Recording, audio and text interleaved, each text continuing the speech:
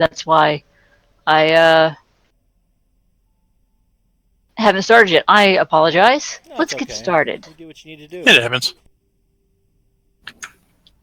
How does the clock on your computer run? Doesn't that update automatically? Yeah, but I had my computer off today because I was doing shit, and it apparently didn't update properly.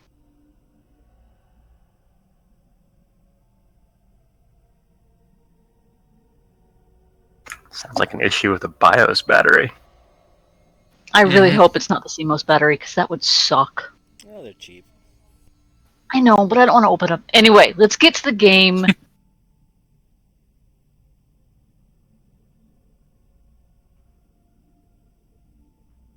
Okay, when last we saw our intrepid heroes,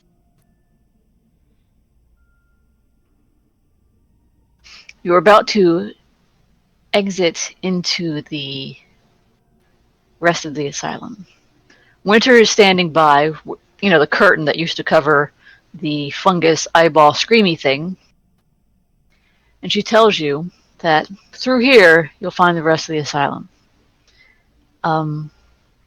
We would appreciate if you could find us a way out. We don't want to stay here.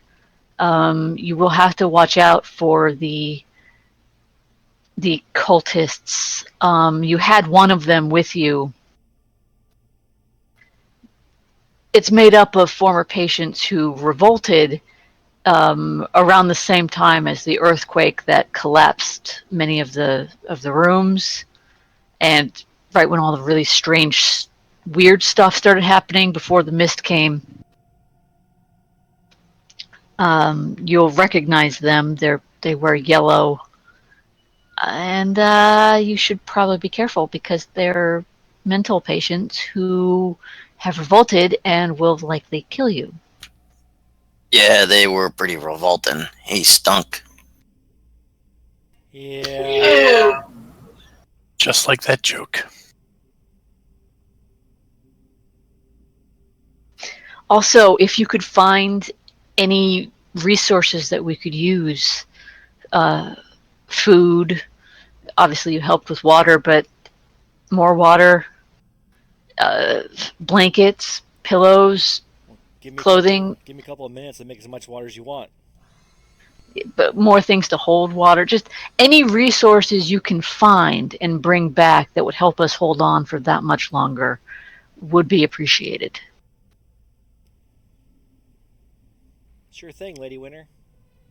We'll do our best when we're not healing the enemy. I do make it a priority to heal the enemy when I can. OC giggle. So, if you could find some way for us to escape, some route that doesn't lead straight into that terrible fog, then when we get out, I'll see to it that the royal accusers reward you well. Yeah, so gods go with you. And she steps out of the way, And you as well. She holds the curtain back. She's like, if you have any more questions, you'll know where we are.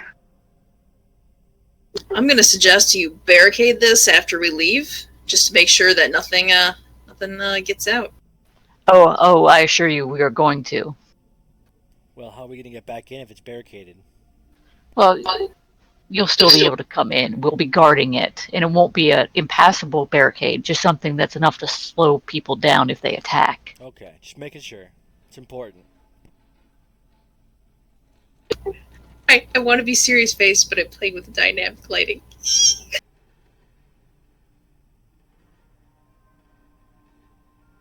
Okay, y'all ready to go? Yes. You ready? All right. Well, when you pass through the curtain, there is what remains of a doorway. I'll step on through. Yep. Okay. White tile, spider-webbed with cracks, line the walls of this cathedral-like hall. A prominent oval-shaped desk faces staunch double doors. while hard benches and portraits of somber doctors line the walls. Regal stairs ascend towards a second floor, but rubble has crushed the upper flights, blocking passage. Lofty windows, girded by bars, reveal yellow mist seething just beyond. I'm guessing the You are front door is not going to work then. Well, the front door is right there. Because you're in basically the entry hall. It's got high ceilings, and you can see a lot of rubble scattered about. And maybe we should search the room, see if we find anything useful. Yeah. Is there anything on the desk? No, there is nothing on the desk.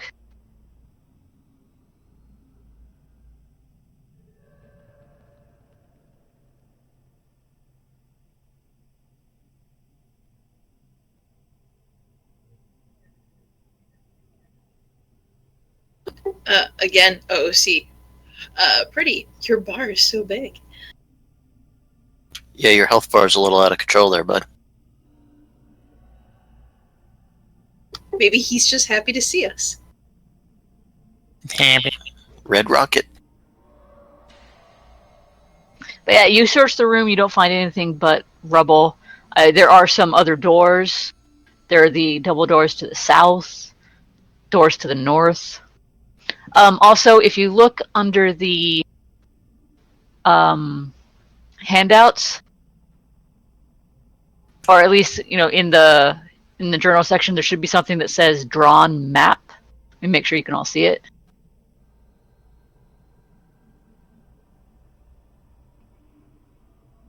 I was actually just looking at that. That is the map that the nurse drew for us. Yes, she said the green places are courtyards. What a crappy map. She's a nurse, not an artist. Obviously. Damn it, Jim! I'm a doctor, not a cartographer. So that is your map. It's a map, it's a map, it's a map. So yes, you see doors to the north. You see a door right here. A door right here. And from where you are, you can also see a door right here. Well, I'm going to come over here and try to open these doors. Because let's let the fog inside. Yes. We should let that person open doors. You try to open the doors, they don't open. They're not locked, but have you ever tried to open a door on a really, really humid day and it's stuck? Yes. That's basically what's going on here. The door's stuck. If anybody else wants to give it a go, you can. I'm gonna try and open this door right here. That door opens inward, or at least it should, but it's hitting resistance. Well, I'll hit it harder. You can hear that the door is hitting against something. There is something large and wooden holding the door shut. Actually, from the sound when you hit it, it sounds like there's several very large somethings against the door holding it shut. We should set it on fire.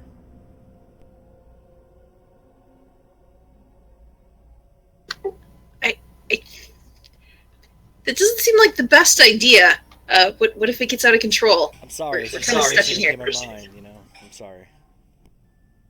Oh, let's try the library doors then.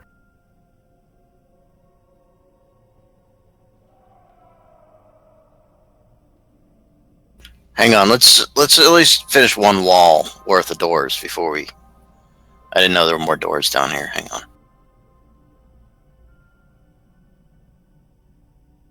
There's a whole hall worth of crap here.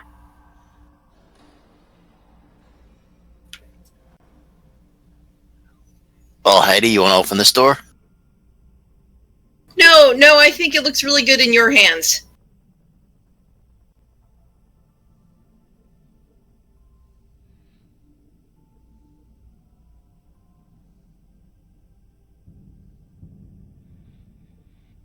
I will try this door. I've used up my quota of doors, so yeah. Sorry, it's union work. All right, that door opens right up.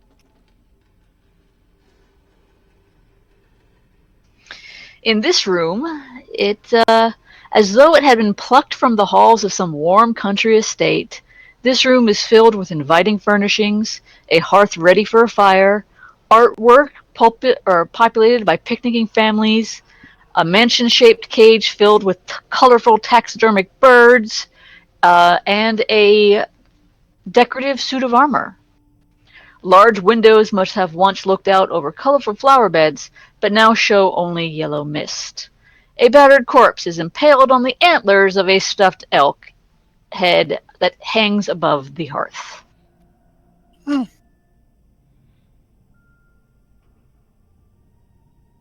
Well, I guess he decided to stick around.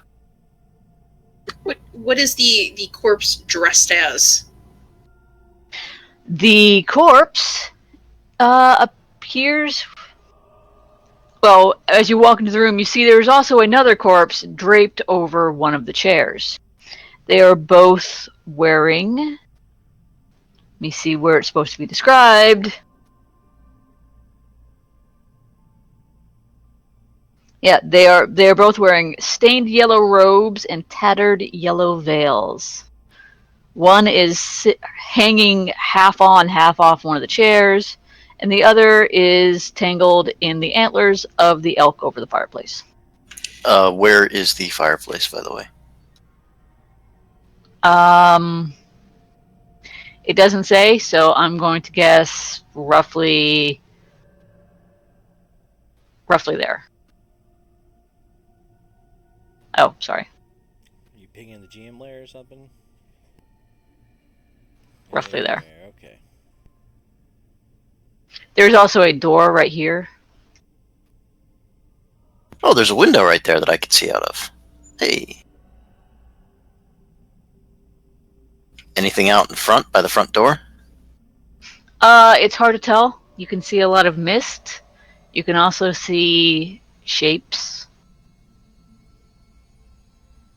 It's hard to tell what they are, but they are moving. Yeah, that's creepy. I recommend we don't mess with those. No. Alright, well, I'm gonna reach up and yank the person down off the antlers. Alright, you yank the person down off the antlers. What is everybody else doing? Jumps as the boneless dead thing falls off the antlers and probably makes a hell of a gishy, grossy, squishy ruckus. I'm gonna cast Stabilize on it. No. Unfortunately, it's too far gone to stabilize. Damn it. So close. Got to lose another one. All life is sacred. I'm sure this one was sacred at one point. What is everybody else doing? I'm checking the desk over here. I'm checking these, this table and chair over here. No, All right. go through the cushions. And I'm maintaining Well, now that I got- safe distance from these people going through. Now that I got the two bodies down, I'm gonna search the two bodies. Okay. Before you search the bodies, you hear birds chirping. Okay. I'm gonna look at the large cage with confusion because that ain't how things work.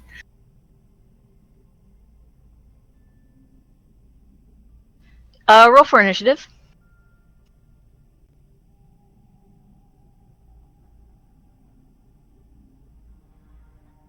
Woohoo, I won initiative. You're going at like venture captain speed.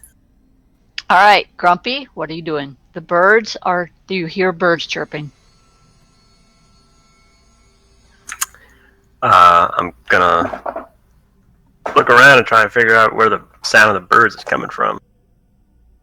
It sounds like it's coming from the bird cage full of taxidermy birds. Where is that on the room?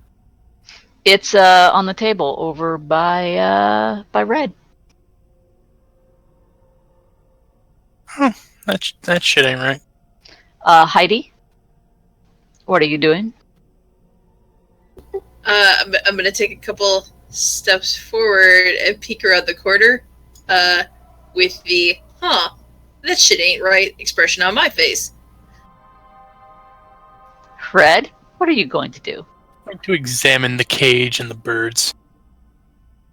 Because, that shit ain't right. Well, the birds aren't moving, but you do hear the sounds of them chirping pleasantly away. I just give the cage a poke. Yeah, you can poke it. I'm poke it. You poke it. The birds move a little bit, but not in a way like they're moving themselves. They're just shaking like they would if you would just poke the cage. Shorty, are you searching the bodies? Yes, I am searching the bodies. Well, we can only search one in this amount of time, but you can see that it has a dagger, a necklace, and some potions. How much is some?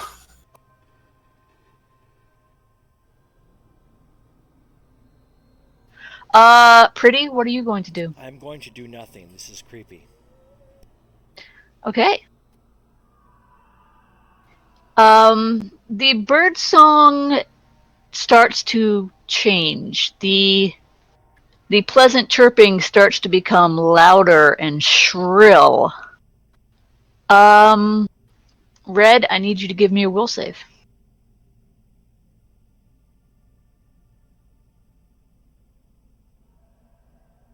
Boom.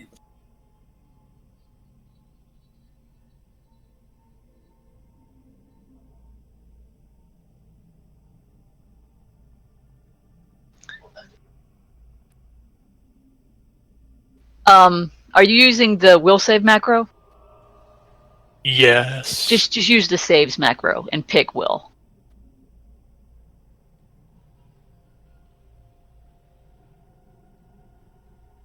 Alright. Okay, so you're fine. The birds continue to chirp more shrilly now. Grumpy? I'm going to move away from the birds. Heidi? The birds are chirping. Well, I don't touch it because it's already being held by Red, or fondled or being poked or whatever. I do kind of, I do try to look around in the sides and in the back of it, to see if there's some sort of mechanism, if this is some really elaborate music box of creepiness and unrightness. There doesn't seem to be anything. It's just the sound is coming from these obviously, died, dead birds, dead or artificial, not real birds, and they're just. But the chirping is now very loud and very shrill, like very angry birds are, screeching at you a bit. Amen. Red? Can I do an Arcana check or something on it to figure out what's going on here? Sure.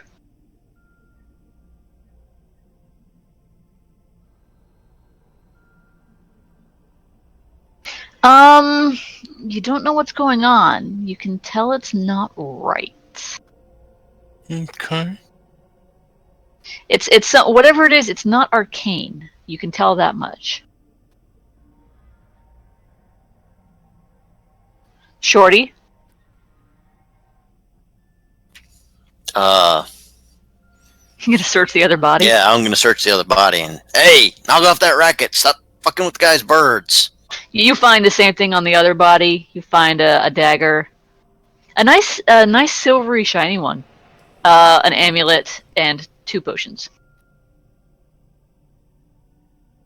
Pretty, what are you going to do? I am going to cast Create Water on the cage. Okay. You cast Create Water on the cage. The birds continue to chirp. It gets louder. It sounds almost like a screeching metal at this point. And Grumpy, give me a will save.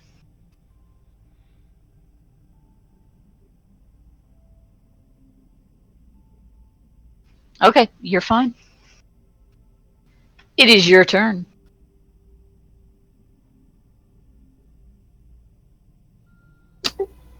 Wait, my turn? Yes, my turn.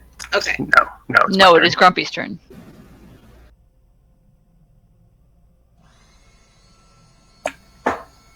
I'm gonna tell the two in front of it, will you shut those things up, set them on fire or something? Kind of can't. Hi, They're all Lucy. wet now. Here, let me look. And Pass it over there. pass it over there. I take this large cage and I give it a solid shake, and maybe try to look at the bottom to see if there's like some sort of clockwork mechanism on the bottom or something. All right, you want to give me a knowledge engineering check? Oh, Lord. Let's see here.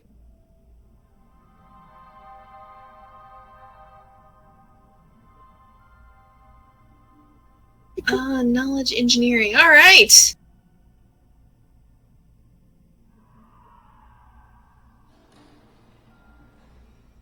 All right.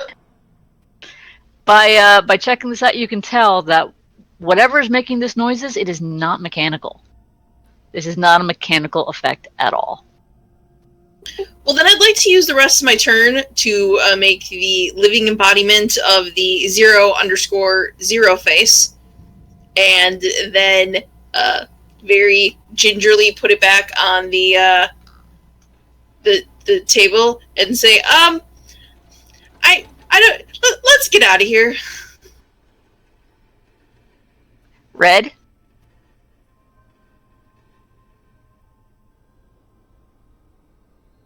What is Red going to do as the birds continue to screech and... That's a very good question. Nature check? All right, give me a nature check.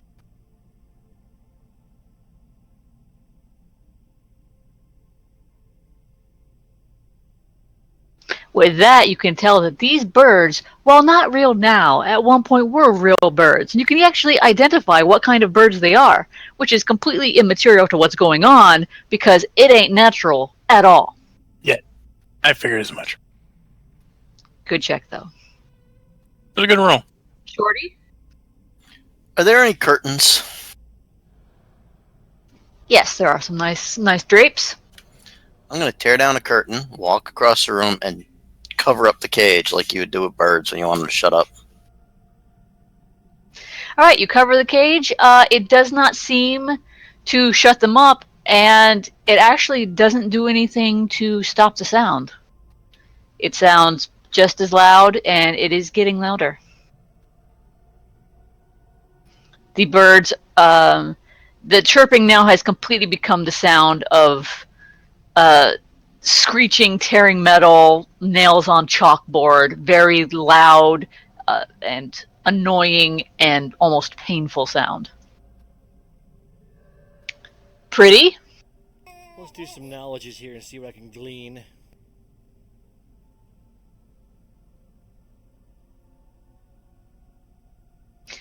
Well, knowledge religion will tell you that this is, I think those birds are haunted.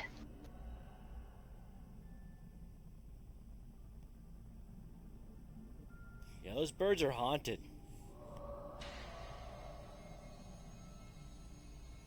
Yeah, I'm gonna second my suggestion of leaving. It does sound like a good idea right about now. Anyone find anything else in the room, like at the desk or whatever?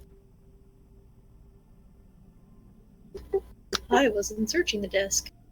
I didn't get a response on my searching of the desk. There is nothing in the desk. It's not a desk. It is a table with chairs. Though in the corner over here, it's a decorative suit of armor. It's a full suit of plate. And it is holding a polearm-like weapon. Oh, Ooh, nifty. Polearm. What kind of polearm? It looks like a glaive. Oh shit! For some reason, I feel like I need that glaive for some reason.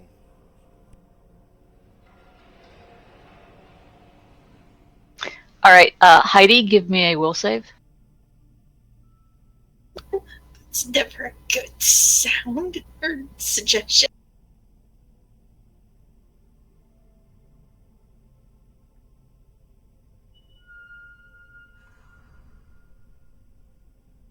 Well,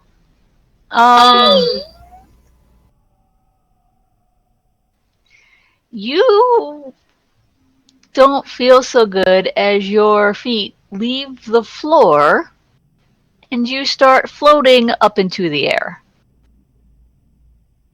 Devory! Hey, you never told us you could fly. I can't.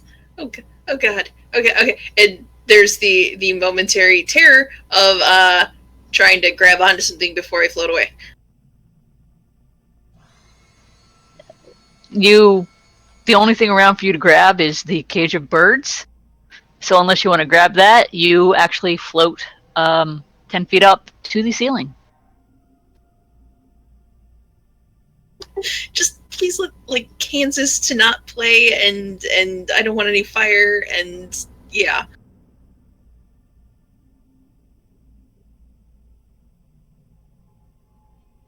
So like am I just like floating like a balloon up to the ceiling because that is the direction one floats, or have I been like pressed up against the ceiling, like held there like a certain number of characters on Supernatural?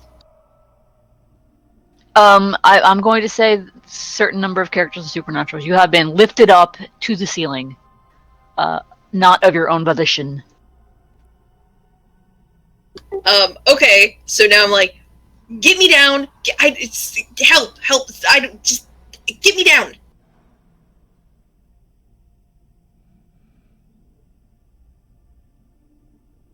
Anyone know how to get her down?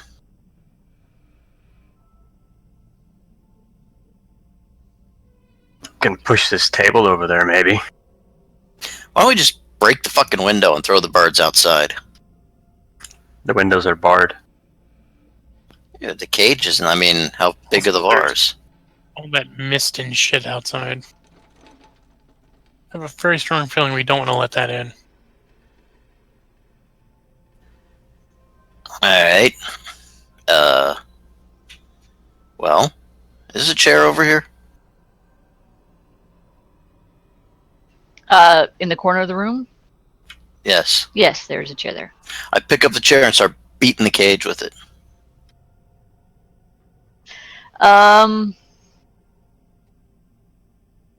not going to make you roll to hit the cage with the chair.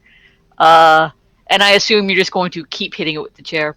Yeah, I'm trying to smash the cage. You know, after it takes you a while because it is a metal cage, but after a while you do manage to smash the cage with the chair, and you manage to smash the birds with the chair, at which time Sala stops floating and falls to the floor. Meh. Oh. It worked. When in doubt.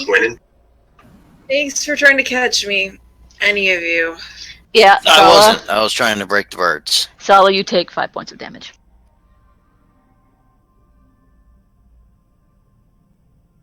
Owie.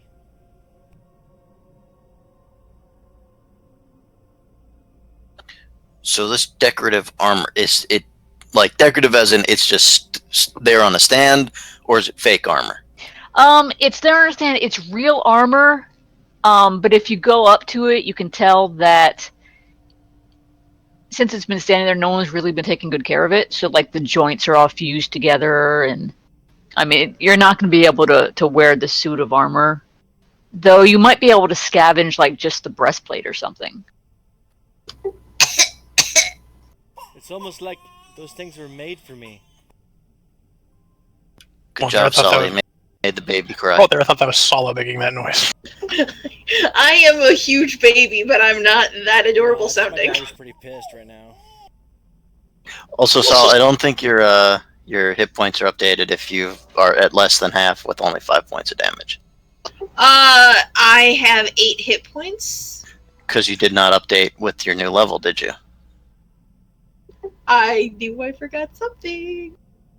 You should, whenever you gain a level, you gain whatever your half your maximum hit points are, plus 1. Plus your constitution modifier and all that stuff. So if your max is 8, you gain 4 plus 1.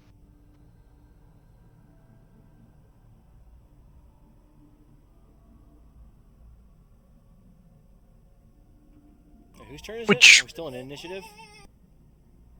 No, with the bird smashed, and the haunt, which is what it was, destroyed, we are not initiative anymore. Okay, that reminds me about the hit point thing. When I tried to update mine, it would not work. Well, Pretty walks over to the breastplate and dusts it off and grabs it. And the glaive.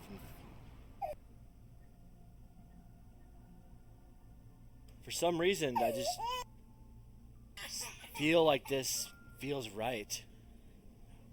The glaive is not sharp. That's okay. To update your hit points, are you updating them for the current HP, max HP, or are you updating them at the hit points next to the class name? What? Oh, Yeah, if you go to the thing where it's got your ability scores and class information, right, and then okay. it says HP. If you, yeah, that. Is that where I have to update it? Yes. Okay. It's trying to change it elsewhere.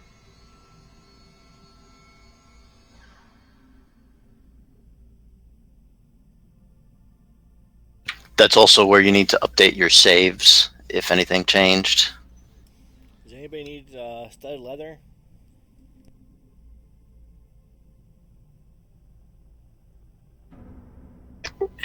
I'm good. Oh, you're alright. Just rub some dirt on it.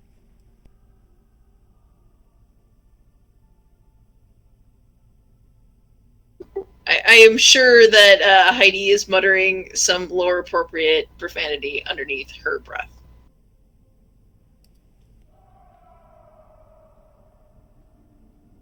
And you know what? Something thumps against the window here.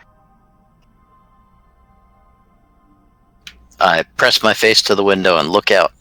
A face presses back against the window. At least it looks. It's kind of like. I mean, there are eyes, and there is a mouth, but it's. Well, let's see here. God, you look like a can of smashed assholes.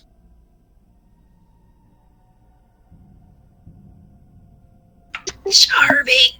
Ugh. Don't dent that can.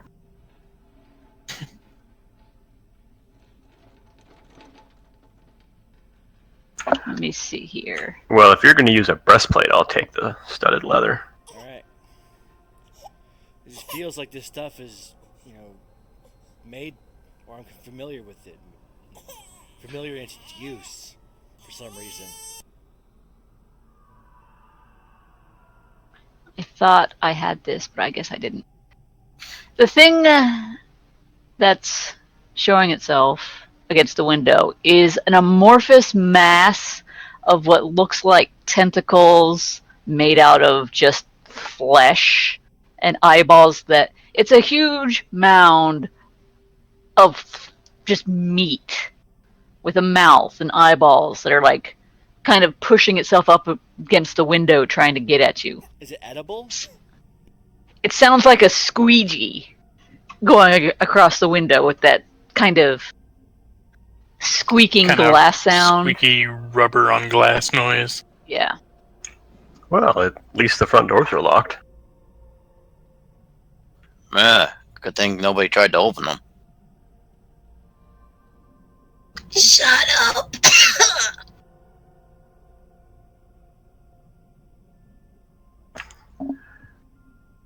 Well, Heidi, pick yourself up and let's go.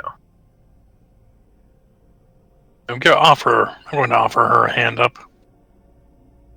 I'm gonna open the door right here before we leave the room. That leads outside. No, I don't think it does it? I just saw it through the window. It leads outside. Oh, so it does. And Heidi's gonna totally take Red's hand and get up and just like, God, that really hurt. Well, Yes, you're dead. that's what you get for falling from the ceiling. Don't do that again. That'll learn you. There's a handout that says mysterious note. It should be next to a drawn map on the thing. Oh, definitely edible. It's like That's what- Belial from Basket Case. That's what's outside the window. All right. You know what? If it's cold out, if you're cold, they're cold. Bring them inside. If you're cold, they're cold. Point at them and laugh and say, "That's what you get for living outside." Also, that thing is about the size of a VW Bug. So Yeah, I think I will I don't think we should go out there. pass on that. I don't have enough Probably arrows. right. All right. Well, we got some more doors here.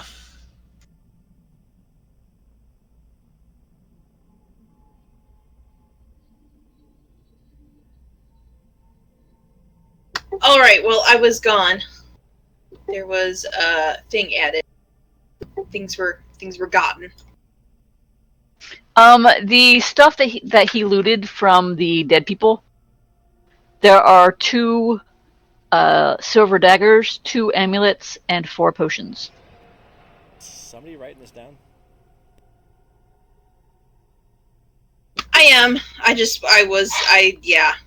took this moment of my character getting coughed and y'all doing shit to grab a soda. So I heard a breastplate was also being taken in addition to the glaive. Oh, also, there's a new note in the character handouts. That's something that was pressing itself against the window trying to get in. Oh, I saw that pile of loveliness, and thank God we didn't go outside. I mean, that would have been madness.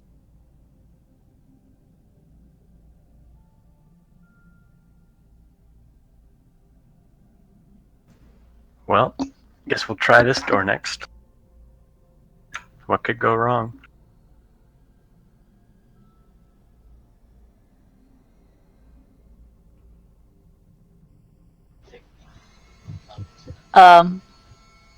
Like I said, there were 2 amulets, cough, cough, and 4 potions. What do the amulets look like?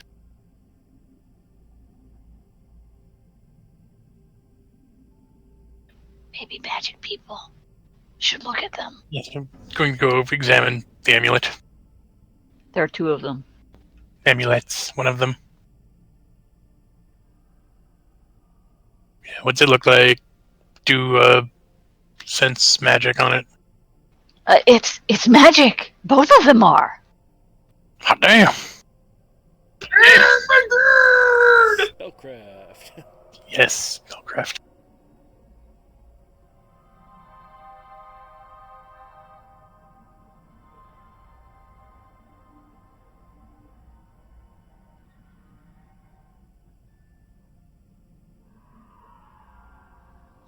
And there were also 2 daggers found on the these cultists. Silver dagger. They're actually masterwork silver daggers. Ooh. That's pretty. That's actually probably a good thing for Red and Sala. I know they can both. Indeed. I actually have one already. So one. Give me one of them daggers. Red. A masterwork gives you a +1 to hit because of the quality of the weapon. All right. You can tell that the amulets are both amulet of natural armor +1. These amulets will protect us. Yes, magic people. You know, take one for myself. Hang on a second here. Are you gonna start standing up front?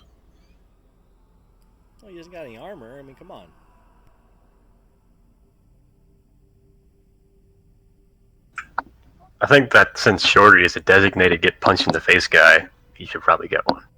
Yes. Indeed. Any objections?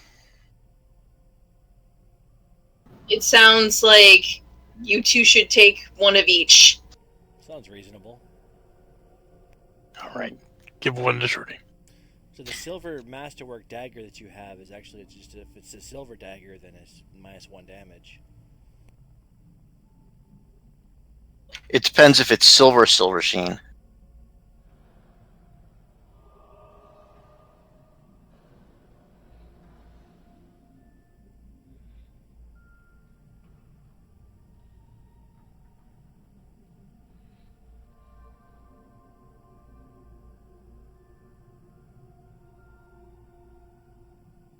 And also the 4 potions are all 4 potions of Cure Light Wounds.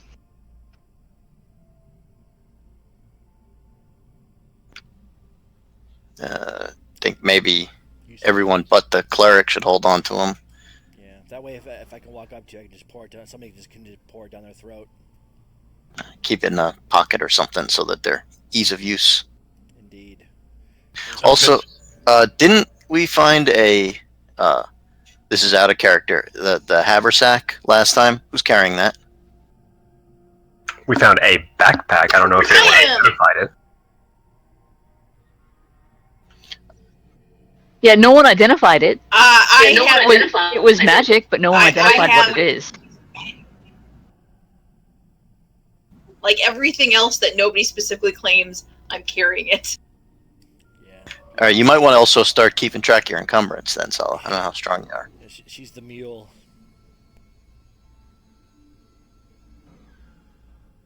Surprisingly, no matter how much stuff you put in that backpack, it doesn't seem to get any heavier. Oh. I like this bag. It seems very useful. May I take a look at the bag, please? Sure. Spellcraft on that shit. Sala, for the record, just write down handy haversack. Because that's the name of the item.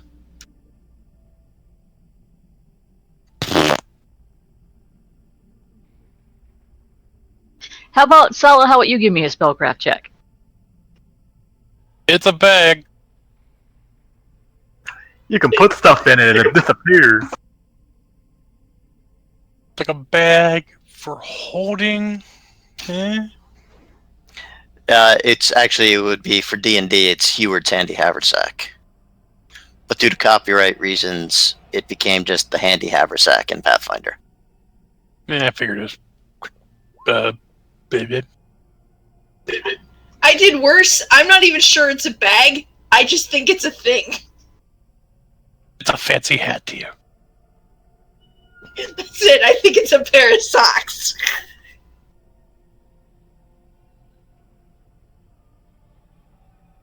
Okay. Through that door. Y'all can try and figure out what it is tomorrow. Through that door. Just really quick, we have one more silver dagger for somebody. Maybe we want to, somebody wants that before I forget to hand it out to somebody. And what was the potions again? Cure Cure Light Light Wounds. wounds. So each of the non-clerics So if gets one. somebody So if somebody wants a silver dagger, we got one more left. Do you have any other loot? Got all kinds of crap in there. We've got the potions, the amulet, glaive. I thought I heard you say that you were gonna also take the another piece of the armor from the decorative armor set. Though I didn't get a clarification. He's wearing the breastplate. On Pretty. Yeah, Pretty's got a breastplate and glaive. So he's pretty much like the shining example of what a Shaolin priest looks like. And that glaive has a -2 damage because it is not sharp. Okay, is it like something that can be sharpened? Yeah, oh yeah, you could totally sharpen it. It's just they don't have sharpened weapons laying around in an asylum. Why not? I don't know Seems like it reasons. solves so many problems. I don't know. This place isn't run very well. I guess they just let it rest. This place sucks. Yeah, all these crazy ass cultists running about. You know, Seriously. this horrible review on Yelp. Yeah, seriously, they need to. They should have had weapons, and they wouldn't have had this problem. They should have, exercised their Second Amendment rights. Okay. Okay. What other loot did you get last session that you have not identified yet? We have the super creepy eye and a large pearl.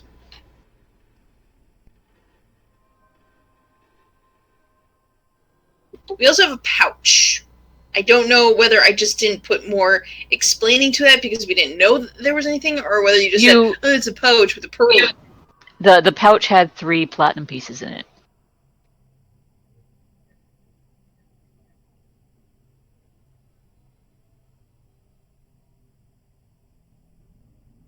All right. Now we have an empty pouch. This is going to be the last time I'm going to hint this strongly. Identify the pearl. From now on, you guys have to keep track of your loot. And if you miss magical items because you're not paying attention, I'm not going to give them to you. Yeah, this is the OOC. If you can cast Detect Magic, it's a 0-level spell. You can cast it all the damn time. You should always cast Detect Magic when you find new gear. Do Detect Magic on the pearl, I thought, and you're like, yep, it's magic. Yeah, but you actually have to actively spend time looking at something to identify it. Yeah, and you tried to identify it and failed, and so the next day you can try again. I'm reminding you now to try again. So that's spellcraft again? Yeah, but this is the last time I'm going to remind you constantly to identify your stuff. Yeah, I don't have Detect Magic memorized because I have like Stabilize and other crap that's important. No, you're fine. I mean, we've got 2 other detectors. Up. No, it's not just you. It's 2 people. It's our quartermaster there, not reminding people of the loot she is stealing. Carrying. Yeah, And with that roll, this is a Pearl of Power, level 1. BT dubs, this is a Pearl of Power, level 1. What exactly does that do? It allows you to rememorize a spell that you have already cast. So the spells that you have, your first level spells that you memorize, you can rememorize one, and it goes back onto your list after you've used it. It can be done once per day. So say you have this pearl and you cast Burning Hands, and you're out of Burning Hands for the day, but you have this pearl. No, I've got another Burning Hands. And it goes away. And then I can use the pearl again the next day? Yes. Cool. Pocket the pearl. Thank you, gentlemen. Okay, in through this doorway is a room that is partially collapsed, destroying most of the bops, muckets, and feather dusters that were stored here. The western wall has fallen away, opening into the next room. Sweet. Yes, sorry. It's a lot easier when not having these walls here,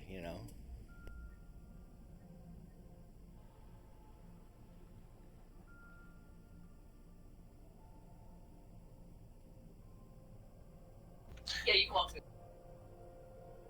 I will walk through this rubble on the ground and see what's in here. The door to this room is barricaded from the inside. A long desk, several chairs, a sideboard, and numerous once stately landscape paintings are all piled against the door, barricading this somber conference room. The toppled wall that you just walked into undermines this room's defenses, a point driven home by the massed bodies littering the ground. Heidi, found something for you. Totally peek my head in. What? Right here in the corner. And just into the room. It just looks like a pile of garbage. No, in there, right there. Where? Basically, the entire floor of this room is covered in dead bodies with basically bags over their heads.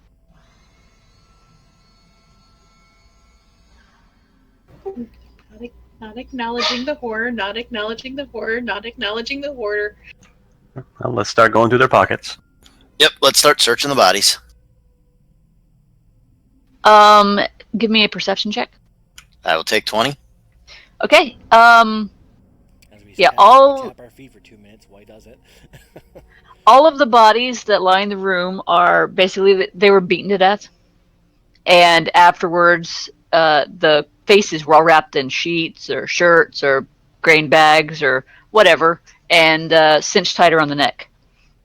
That is pretty friggin' You gross. find one of the bodies is obviously an orderly wearing a suit of padded armor and wielding a sap.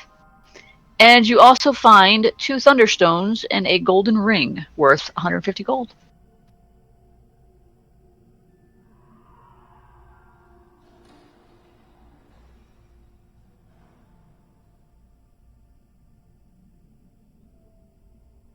Does someone want to check if the ring is magical? I will check to see if the ring is magic. The ring is not magic. Nope, it's just a regular old ring. Just pretty. Sorry, my boyfriend took this opportunity to come up with the Christmas cookies that our neighbors delivered. Once again, making us feel like the shitty dirtbags in the neighborhood who don't know anybody's names. We know all our dogs' names. We don't know them. So there's a ring and a thunderstone? 2 2 thunderstones. thunderstones. Padded armor and a sap. I am unfamiliar with thunderstones. What are they? They are something you throw and they explode in a very loud noise. And make thunder. They're basically magical flashbangs without the flash. But lots of bang. They're pretty good for their bang for their buck. Only if you throw them at male deer. If the tides are right, they make thunder. And Okay, and this here is... Sorry, I'm on the wrong layer again. I'm sorry. And there was also, you said padded armor and a bag? A sap. Sap. There's padded armor on the body of the orderly. I don't think I need padded armor. I don't know if anyone else does. I'm not going to strip it off of him because he probably peed No. himself when he was beaten to death. The guards over in the other area could use it. Supplies and all that they need. We'll stuff it into the bag that we've yet to identify. But for some reason, it helps us carry stuff. And all this here is a bunch of rubble. You can almost make out a doorway behind it, but there's so much rubble it would take you like 2 days to clear to get to the door. Well, there's 2 doors up here.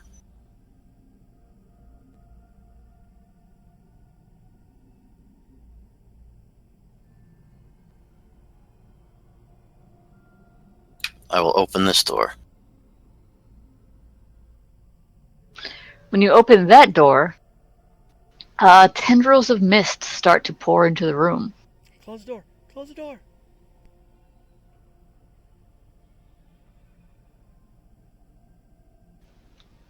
You step out.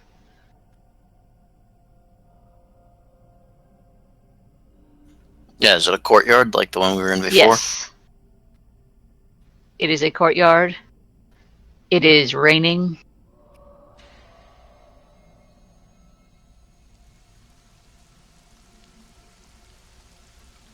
The rain feels strangely warm. Like God is pissing on yeah, us. like pee warm or He steps back in and he does smell faintly of pee. yeah.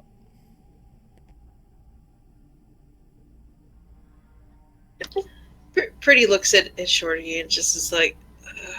You mean Heidi? Yes. Sorry. Me. I look at you and I blow my prestidigitation and clean part of you. I mean, what, I can only do a square foot of it? Yeah, but you can do prestidigitation all day, every day, so you can get rid of it all just fine. I'm gonna hose you down with magic. Scrub. Hose you down with the magic all up in your face and your hair. I feel weird. What is that? What's that smell? Clean. That's the smell. It's clean. I don't know if I like this. And you know what? We all have to live with things we don't like, so let's just move on. I'm gonna close the courtyard door. The this part right here, or the area right there, that wall has collapsed, and you can walk right through it.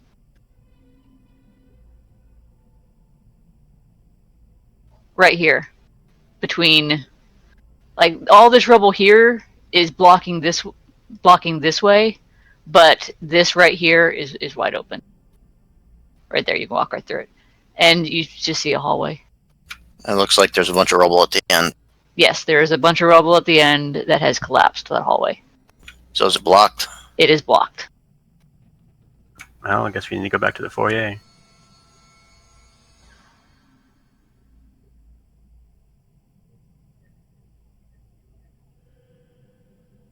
You could go out the front door. Yeah, now with that big tentacle flesh thing, not really interested. The tentacle Volkswagen. Yeah, the crawling polyp out there. On the upside, it looks very happy. It's got a smile on it. I'm going to check the door. Okay, the door is not locked. I'll open the door. In here, you see sagging shelves held together by dust and an extensive system of rolling ladders, which ring this library of husky, dull-looking tomes. At the room center broods a heavy, worn table surrounded by uncomfortable-looking chairs. A chandelier of iron vines hangs dangling above. The scents of leather and old paper pervade this high-ceilinged space, but so does a distinct bestial musk. Are these big squares like bookcases I can't see over? They might be, yeah. Actually, no, they're gonna be bookcases that are low enough that you can see over. Okay. Ooh. Then I'm going to stealthily enter the room. You want to give me a perception check, everybody?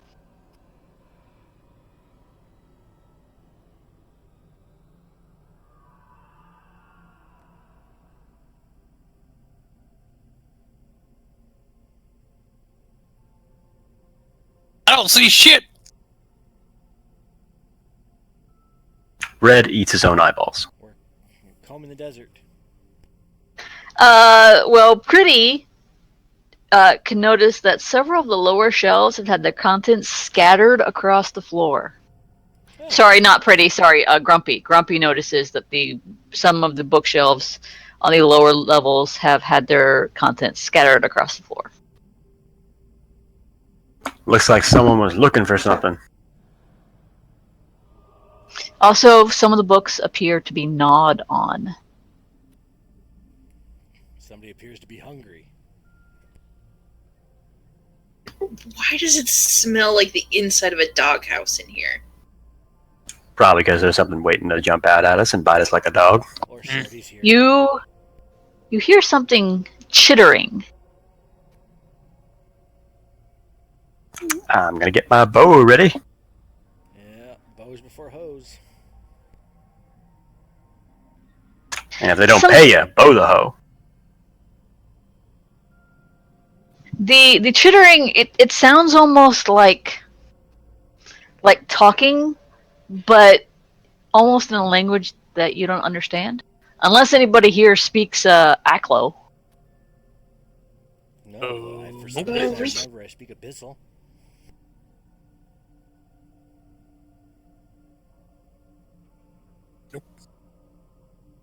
Give me them initiatives, please.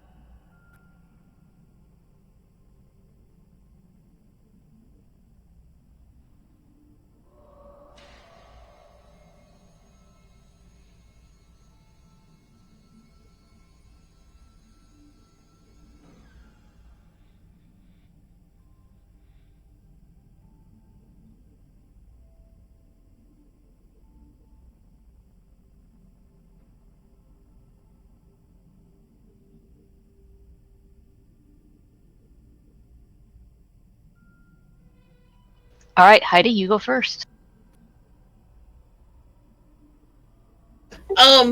With no clear idea of what or where this is coming from, I'm assuming this room isn't super well lit. I mean, I'm noticing a theme. It's well lit enough for you to see. But not see well enough to see where this chittering horribleness is. Well, if you roll a perception check, maybe you can figure it out. I did, and I know that there are shelves in here. Well, with that perception, you can tell that the chittering sounds like it's coming from on top of the shelves. Let's see here. My first instinct is to set everything on fire. Not a good one. So, let's...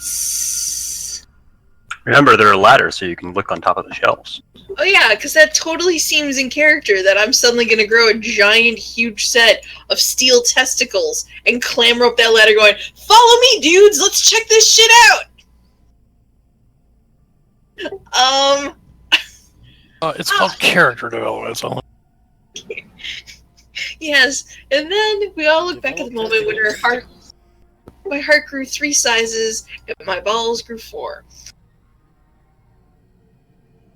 And then you died of cardiac edema. Either that or elephantitis.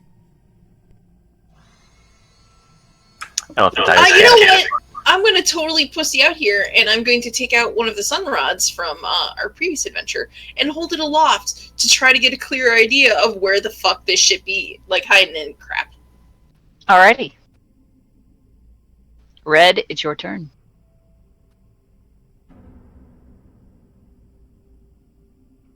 Does the chittering only seem to be coming over by Heidi's side, or is there any on my side as well?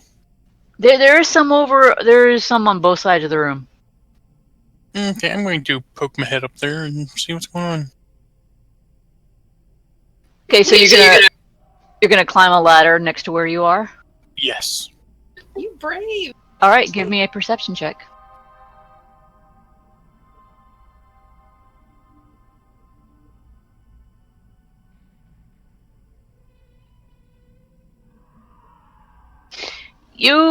You can see what there seems to be something up here. Not by you, it seems to be over here somewhere. You see some over there, but you can't make out what it is. It's not huge, it's small. It's about the size of an animal. I'm gonna like point over to the rough direction. He's like, "Hey, whatever it is, it's over there."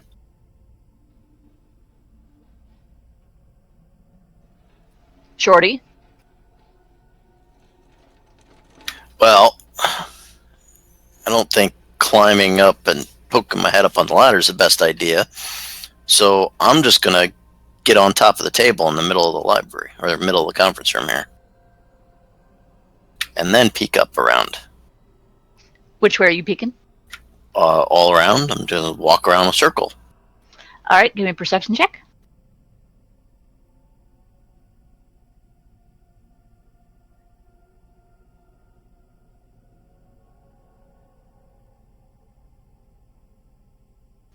Alright, you noticed over in the direction that Red pointed, there seems to be some sort of animal up on the shelf, and there seem to be 2 more on the other side. But you can't really make out what they are. They seem to be about the size of a large rat, small cat, something.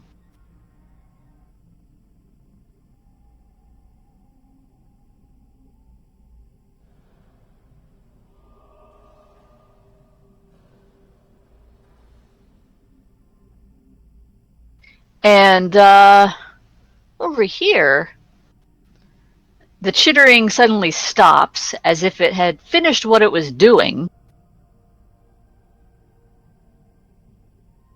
And a large swarm of rats suddenly appears on the ground. That's kind of gross. Because arrows are so effective against swarms. And over by where Red saw something, the chittering also stops.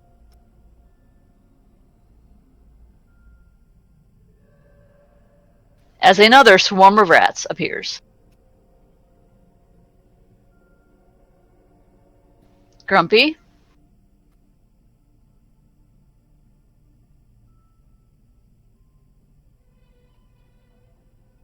Sure, I'm glad somebody's got burning hands.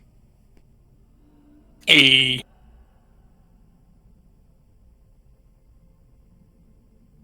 Okay. Well, first reaction's gonna dominate, so I'm gonna try and shoot the. Wait, can I shoot over the bookcase in the center? Yes. It's about chest high. You can see over it, you can shoot over it. Okay. But I can't charge over it. No, you can't charge over it. Then I'm going to move her. And then I'm going to shoot the swarm on the left. Okie dokie.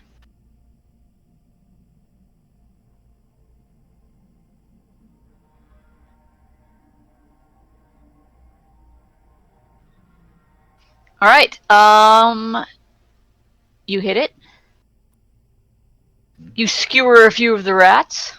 That should, since I'm within 30 feet, and Heidi didn't say anything about using her bardic powers, so that's going to be +1 damage to both of those attacks.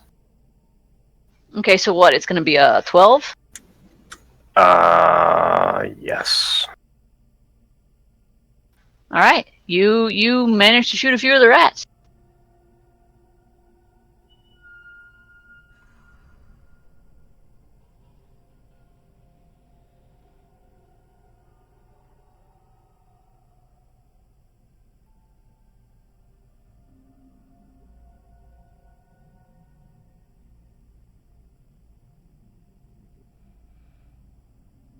Did you crit with your shot there?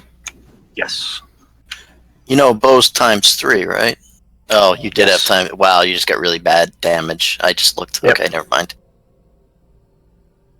But each one of those gets the extra +1. It does? Yeah. Your point blank damage is multiplied on crits. Oh, okay, so then that would be 13 damage. All right. The rat swarm is still there, but you did manage to take out several of the rats in it, so it is not as thick. Pretty? Pretty. I am going to take a step forward, put my hand on Red's shoulders, and be like, "May the beautiful one be with you," and give her a guidance. And what does that do again? +1 on all your things. Hooray! +1 to your next attack roll or saving throw or skill check. Basically, the next thing you do gets a +1. Okay. If it's a dice roll, yeah.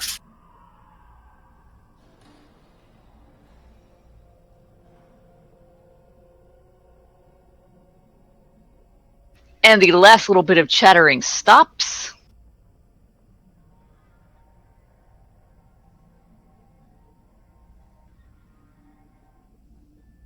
And another swarm appears.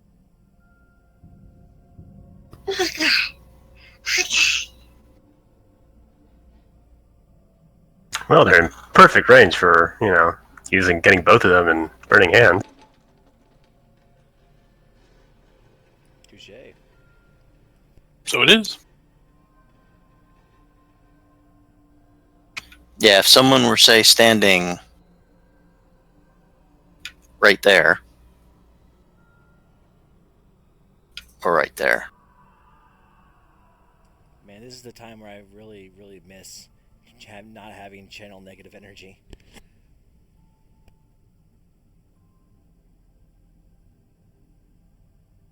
Even better. Are they on the table or under the table? They climbed onto the table. But that took too much movement. Rats. It took too much movement, so they couldn't actually get to you.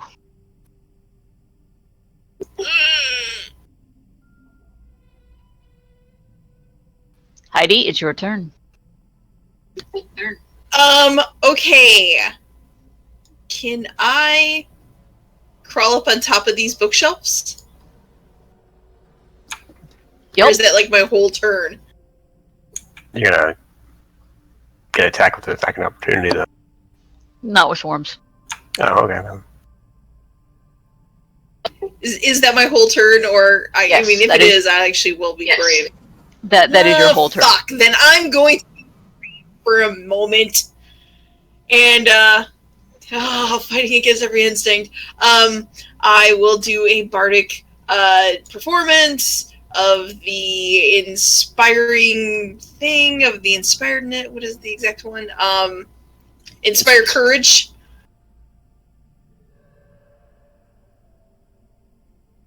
And,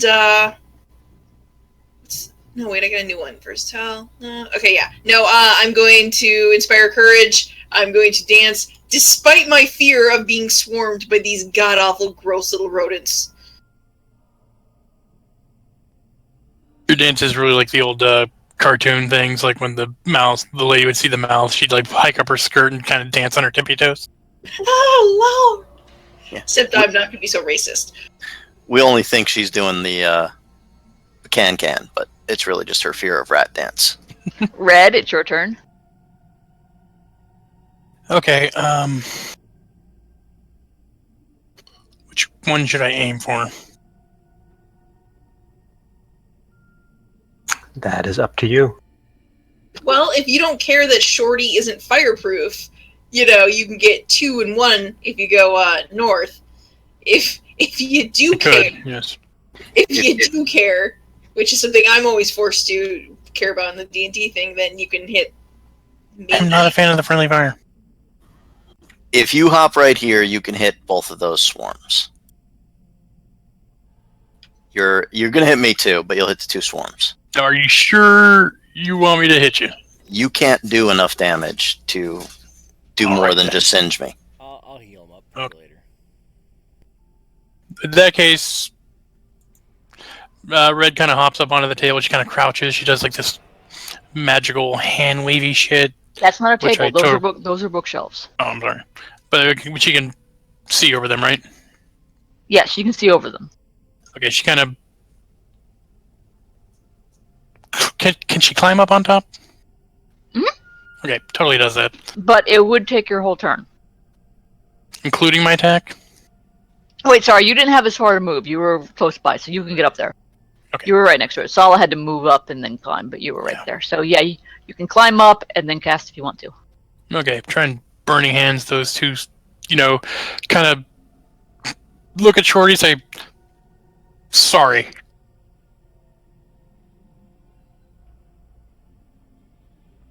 And try to burning hands those 2 swarms.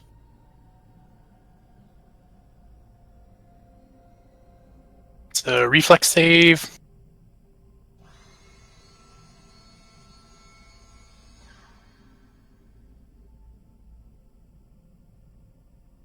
And my save DC is 15.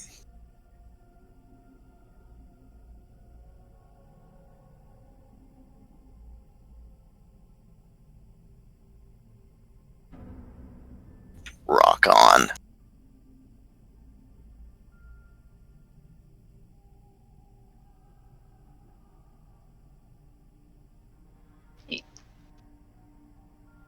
How much damage did you do?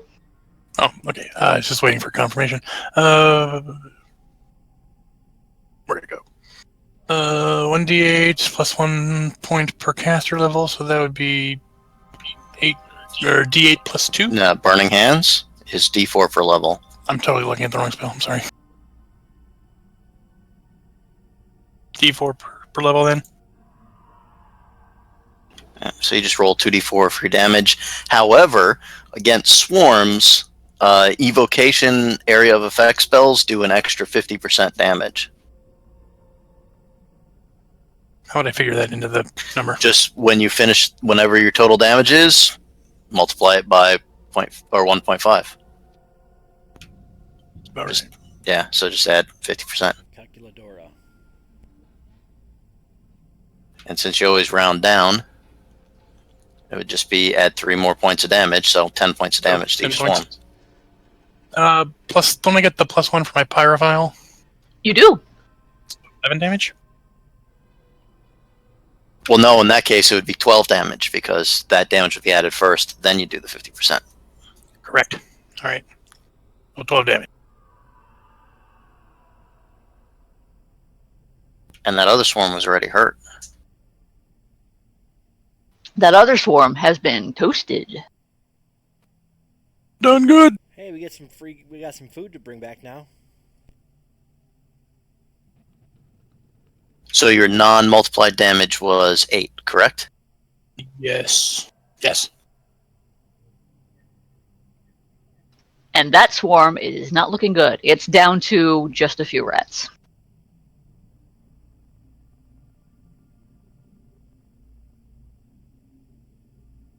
Shorty, it is your turn. Well, Shorty will take his hatchet to the rats that are now toasty. Without the singe on his beard. It's a hatchet job. But somebody's got to do it. I need to ask them a question. Does a 15 hit? Because I've got Sala's performance. It does. Though they only take half damage, but since that swarm only had 2 hit points left, that's enough to do it. Choppa, choppa, choppa. Get to the choppa. And then Shorty gives kind of a scowl at Red for singeing his lovely sideburns. You gotta get some of those. What you gonna do? Looks. Where she does like the Han Solo and Jedi thing. You know that. No, never mind. Does a 22 hit Shorty? It does. You get beamed in the back of the head with a book. No.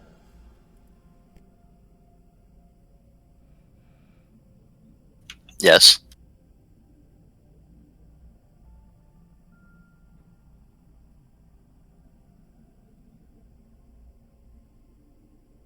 Hang on. So that was a -1, so that's 1 point of non-lethal. Plus 1 point of lethal. If the attack was non-lethal, the sneak attack is non-lethal. Okay, then you get 2 points of non-lethal. Some rough books, man. Some people hit the books, but here the books hit you. Yep. And you can see the small creature up on the shelf there just tossed a book at your head. God, I knew I hated libraries. Catcher in the eye.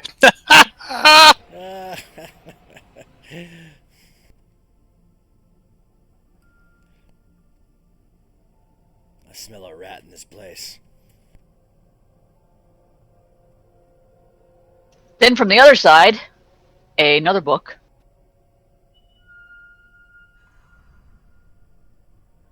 Does a 15 hit? No, it does not. Wait, sorry, I was trying to hit the book, not the. It doesn't matter. It missed.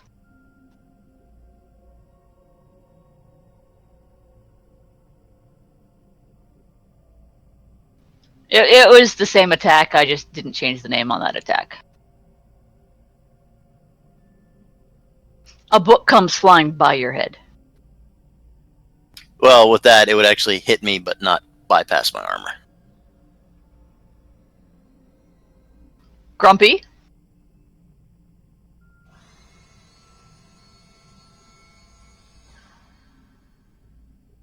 And then I'm going to, since I'm not good with swarms, I'm going to shoot the little rat thing across the room.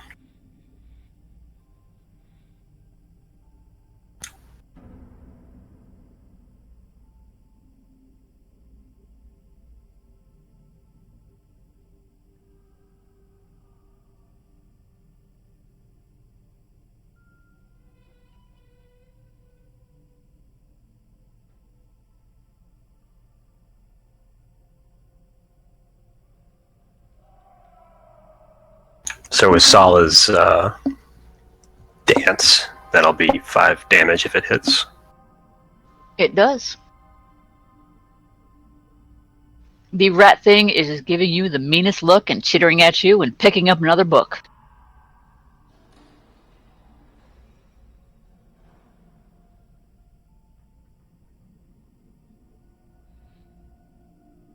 And that's it for me. Pretty. Well, I guess 5-foot step and then try to stab the rat swarm with the glaive expertly.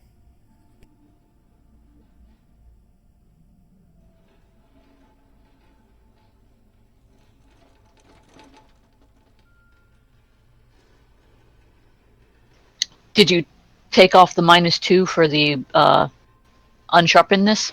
Yeah, on the damage, and then actually it should be a +1 to hit because of the Bard song. Okay, you miss.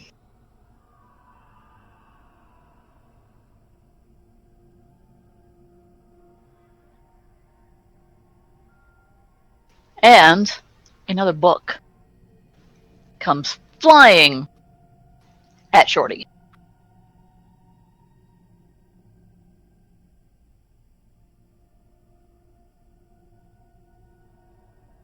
Does a 20 hit?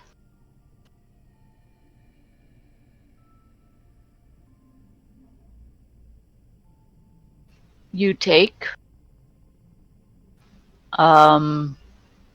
what is that? 4 points of non-lethal.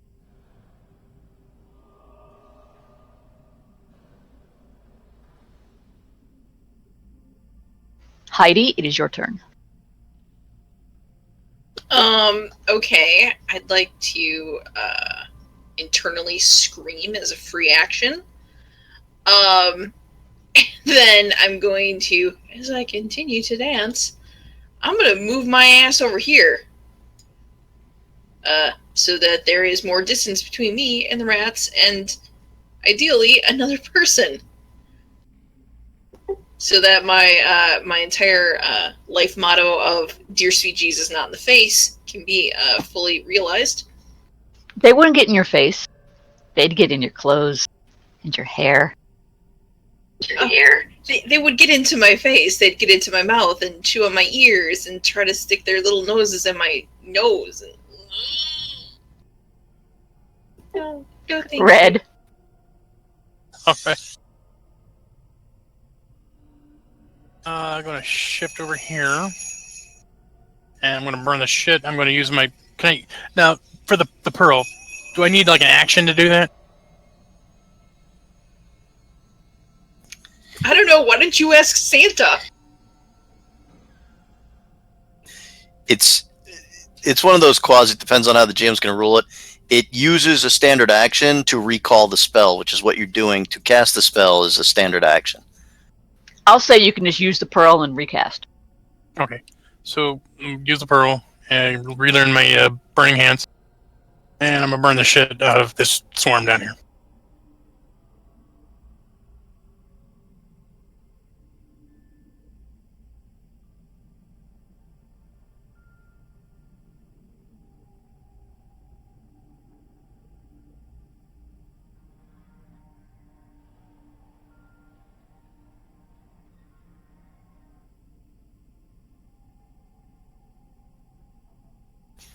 Roll your damage, dude.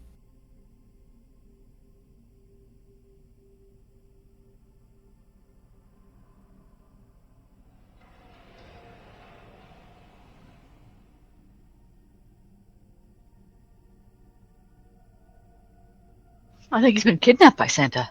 No, I keep mistyping my command. Because I'm having a bad typing day. You need to make some macros for your spells.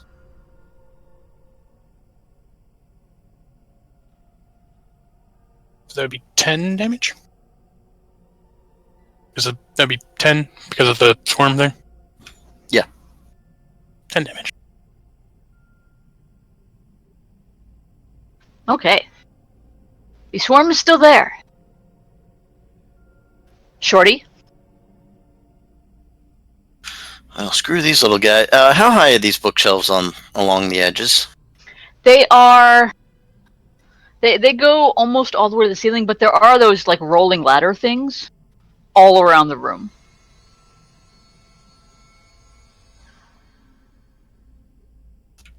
Alrighty, I will run to the nearest ladder on this side and climb up.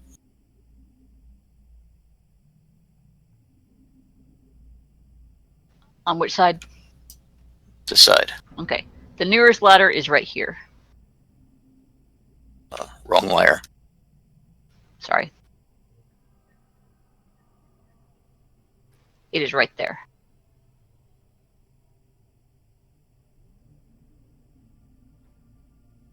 Now, there's not enough room at the top of these things for you to, stand up. I mean, you could belly crawl along the top there, but you can't, get up there and run. Oh, well, you know what? But the ladders are rolling ladders. You can roll one over and climb it. Yeah, no, forget. I'll just come back around this way so I'm out of line of sight.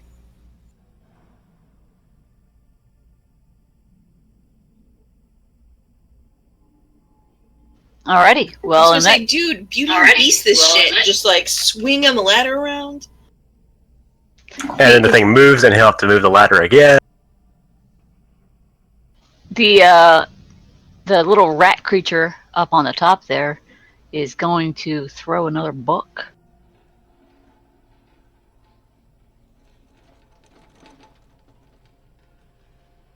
Does an 18 hit red? Yes. Then you get smacked in the face with the book. You take 1 point of non-lethal damage. Now, that doesn't actually take away from your hit point total. It's a separate pool. Okay. When your non-lethal damage total exceeds your current hit point total, you fall unconscious. Yeah, there's a thing on your character sheet for non-lethal damage.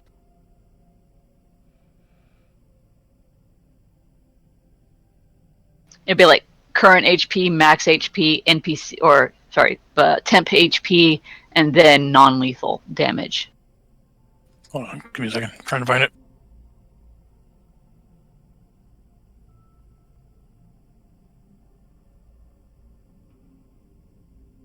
Non-lethal 1 point?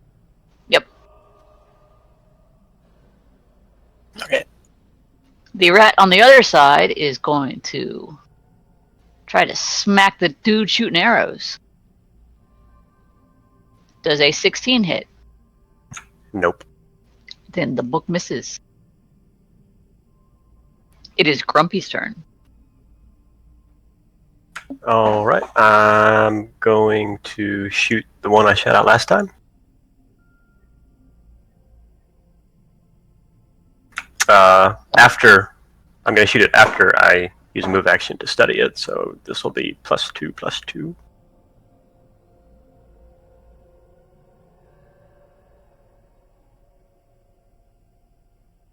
So does a 27 confirm the crit?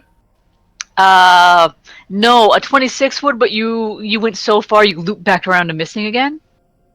Oh, well, damn. And yeah, you take that guy out.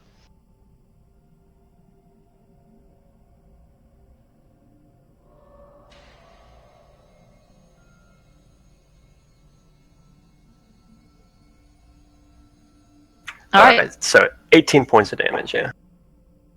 Yeah, he's dead. Pretty. Well, once again going to attempt to savagely destroy this swarm of rats here, and hopefully I won't miss. Do I still have Bard Song? Yes. Alright, so the +1 to hit. 22. You hit. For a savage 6 damage. 7. Assuming that you didn't already put the bard attack thing in. Oh, I did not. The rat swarm decides that it doesn't like that. And it gives you a hug. I like hugs.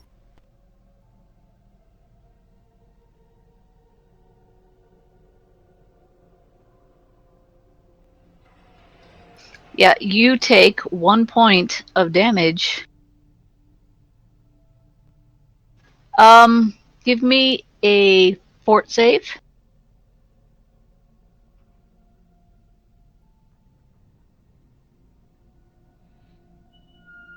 All right, you're fine.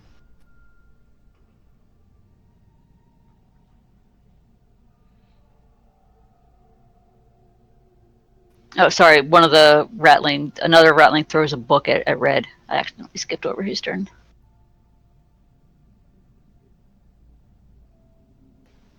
And Red takes another book to the face. She loves books, but books don't like her. It is Heidi's turn. How much damage? 1 non-lethal.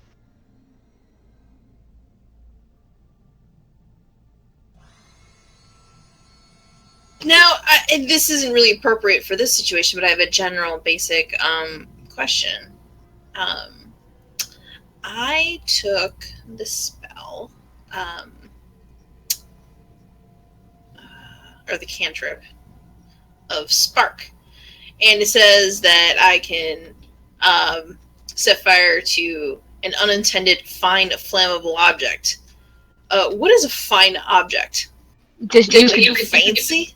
No, it's just something that's small enough to be used as tinder. Oh, okay. Size categories. Okay. All right, so that is not a book. That is more like a pile of sawdust. The page from a book, if it were open.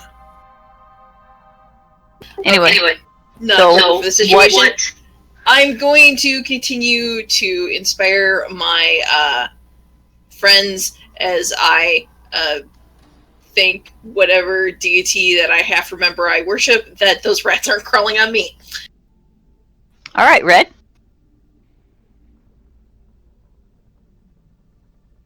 Okay, I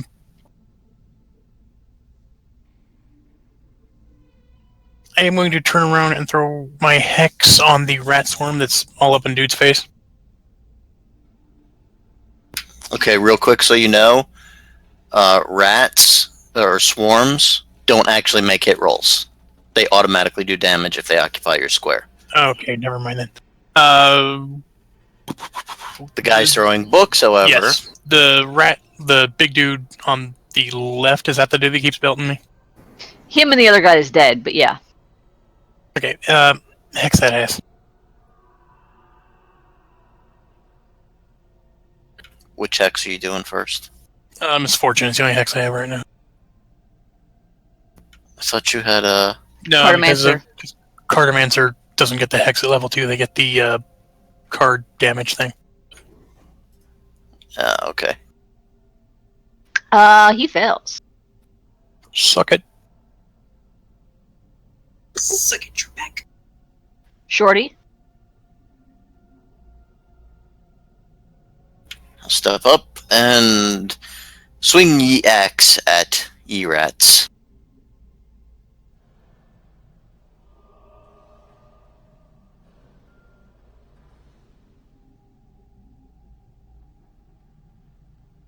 You chop up a bunch of rats who are now no longer rats. And they poof out of existence.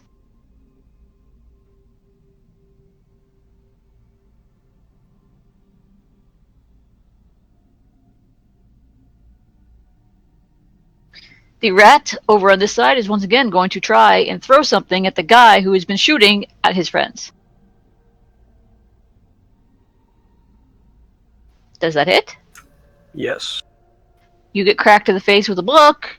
You take 1 point of damage. Damage or non-lethal damage? Non-lethal damage, sorry.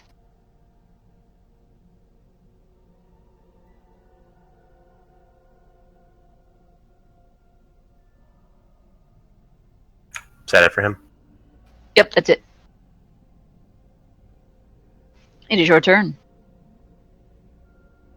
Alright, I'm going to study the target on the right and leash an arrow. So this will be +3 to attack and +3 to damage because I'm within 30 feet. That is going to miss.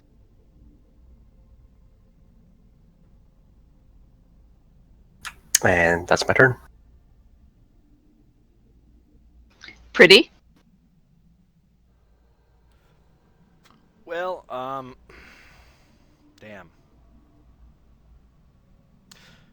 I guess I'm going to drop the glaive, pull out my crossbow, and load it. Okie dokie. Once again, the rat up top there is going to, well, the rat thing. Because they look like rats, but they have human faces, which is kind of weird. A little bit. Looked like my mother-in-law. I'm noticing a theme. And another book comes. And he can roll a second time for his misfortune. Yep. Oh, that's right. Misfortune. I just zoomed in, and they are some little critters. Yeah, the book will, the pages ruffling as it soars through the air and takes you right in the gut. We need a noun to go with that U. Sorry, at Red. It's the same one that one has been throwing books at. All right. For another non-lethal.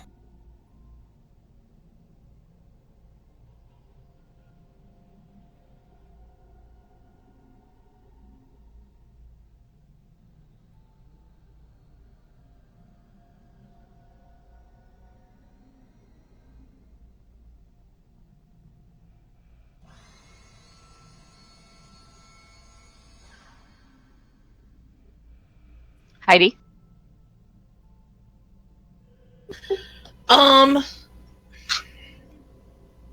So this is a question. As long as I keep dancing, my bardic performance keeps on doing its awesomeness. If I cast a spell, can I still cast a spell and dance, or is all Yes. no? Okay. But also, how many rounds of bardic performance have you used? 2. Okay, gotta keep track of it, because you will run out. I actually have 3, I believe, for my class.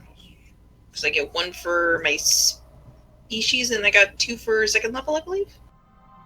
Or am I not remembering that right? Probably remembering that wrong. Whatever. You know what? Let's do a since I just got it, let's do a saving finale. Why? Because if it's going to end in the next round, No, if the saving finale, it lets someone re-roll a save. No one has failed a save. no, I'm thinking of the other thing I got, which was the what's the other fucking thing? Versatile performance. That's not a bardic performance. That allows you to use the skill total that you have for that particular performance skill in place of other skills. Has nothing to do with your actual bardic performance ability. Oh, fuck that. Then I have. Also, if you look, you get more bardic performance rounds every time you level up. Yes, but I'm up to 2 now, and then I got 1 because it's my species favored class. Right? Fuck it, I'm horrible at this.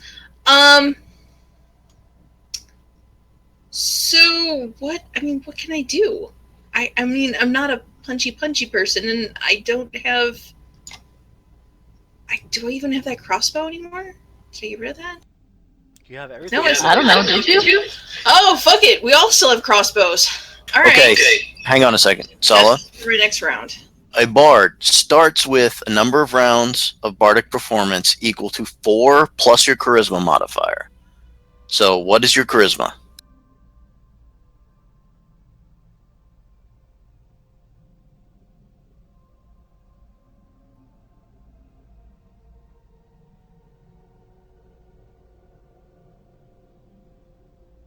Did you hear him? Did I not push the right button when I talked? You did not. Okay, well, I was pushing vent button, not Discord button. Yeah, my modifier is 4, which then makes that 4. Then plus the thing with my species makes it 9. So now I still have many to go. So you have 11 rounds, because then you get another 2 every time you level up. Well, then And I'm gonna keep on dancing. Also, my splash dancing. what did you use? Your favored class bonus, you used it for the extra bardic performance round at what, first level? Yes. What did you use it on at second level? You get one every time you level up. Then I'm gonna probably do the same thing. Okay, so then you have 13 rounds of bardic performance per day. You can dance for a good solid. Not 3. So that's a lot. That's a big difference than 13. Okay, so then yeah, I'm just gonna keep on flash dancing this shit. You could dance for a good 2.5 minutes. Also, you can throw a dagger. But do I have any sort of thing in thrown weapons? You are trained in the dagger. You can throw the dagger.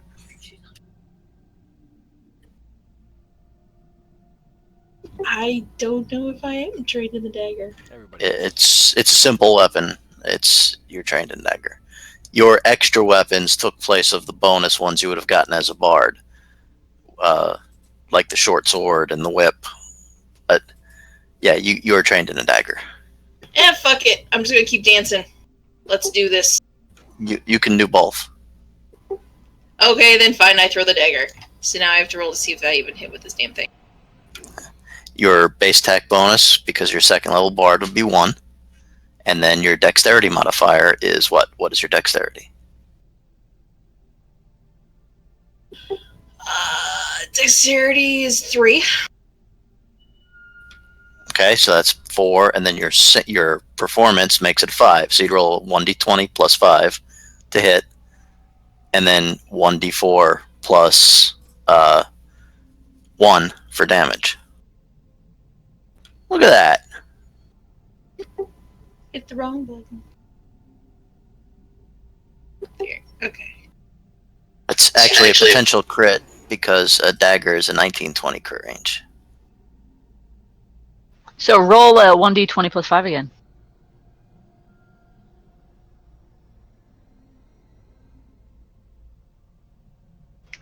Yeah, you just crit. So now roll the damage again. It's actually should be 1d4 plus 1, so it does 3 points of damage on the first one. Because your bardic performance helps you as well. Actually, what's your strength? 10? Yes. Okay. So there you go. You did 8 points of damage by throwing a dagger. Yep. This is so much harder than D&D. There's so much math. Well, not really. And if you did the macros, you could have just, you do a 1 button push. Yes, I should set that up. But good job. You threw that dagger and it went flipping through the air and it stabbed right into it. And it's like screeching. It's like, ah! Yeah, which one did you attack? I was going to say this one on the left, but if you're suggesting the one on the right, sure. Nope, you hit that one there on the left. That's the right. Sorry, the right. The one that you pinged. Were you used to playing 5th edition? Yeah, that's the one that, you missed your shot, so. Yeah. Alright, Red, it is your turn. Okay, I'm going to cackle. Alright, you cackle. Shorty? I can do a thing on top of the cackle, right? Oh yeah, what else are you going to do? I am going to ear-piercing scream the one that's been tagging me with the books. Okay. 1 second to find that fucker. Okay. Fortitude save.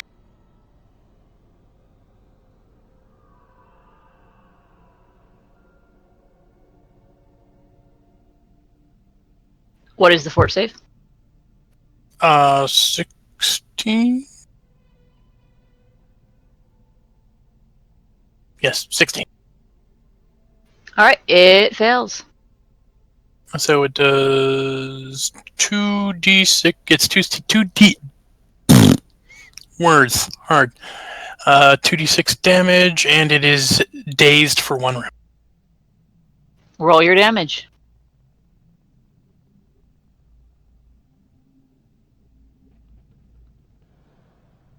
A whopping 4.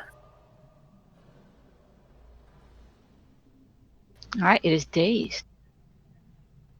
The one that Sala just stabbed in the face with a thrown dagger tries to throw a book at her. No! I was really happy not getting hit in the face. Damn it! You got like 3 more daggers, don't you? It misses. The book flies right by you. I guess technically I have another dagger since nobody claimed the other silver dagger, so. It is Grumpy's turn. You totally skipped me. Oh, I'm sorry. Yeah, it's Shorty's turn. Go, Shorty.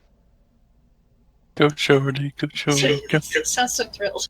Shorty's going to come over here and throw his axe at the one up on top over here on the left.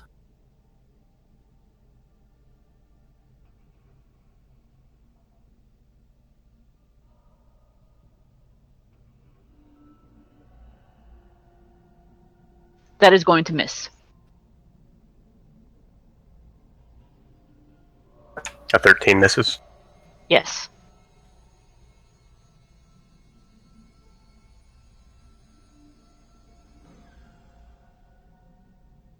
All right, now it is Grumpy's turn. All right, I'm going to take another shot on the one on the right.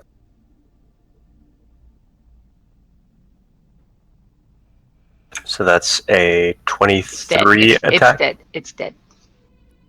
You killed it. Stop critting. I didn't crit. Oh, well, stop rolling so high. You still killed it.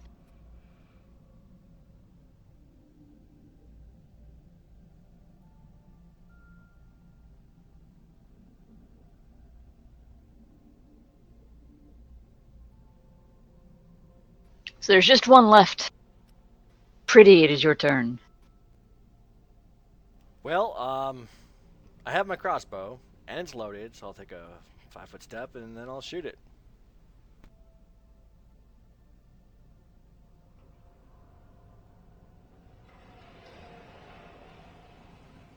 That would actually be 2 damage because of her performance. It would be. On the plus side, you hit it. On the bad side, not so well. You just kind of nick it through the shoulder. Yeah. I'm trying to, preserve as much as possible so we can bring these back to the Survivor Enclave so we can eat them. Yeah, that's exactly what we're doing. I was trying to bracket him with my axe. The thing up there on the shelf is like wait. No. It's good. It's good. You don't no. It's okay. It's okay. Just we can stop. Just don't hurt. Don't hurt. Don't hurt me. Don't hurt me. Any more than we already have? Please don't hurt me. Please, no hurt, no kill. Disassemble ready 5. Is the rat talking? Did I Yes. get hit with a book too hard? The rat is talking, and it is begging for its life. Heidi, it is your turn.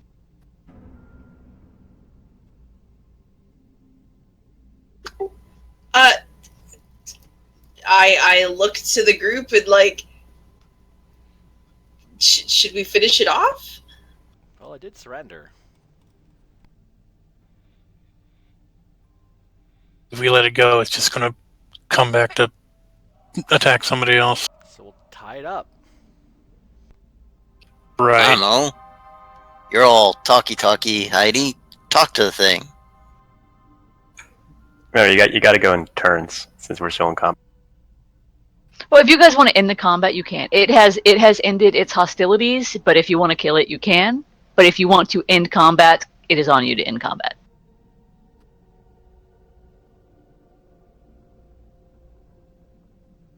I am going to... I'm going to try to talk to this damn thing. Alright, so we will end combat there. It seems like it has a plot to give us. Yes, it has box text. I think I see the question mark above its head. Hey, So- listen. So it's like, so you're not going to kill Jenny friend. Get down here, or I shoot you. It scampers down the bookshelves and it's like cringing there on the floor. I scamper up the bookshelf and get my axe back. Do we still have And some like of this? before, it is the size of a large rat. It has a human face, human hands, and its feet are also like human hands, but otherwise it's a rat.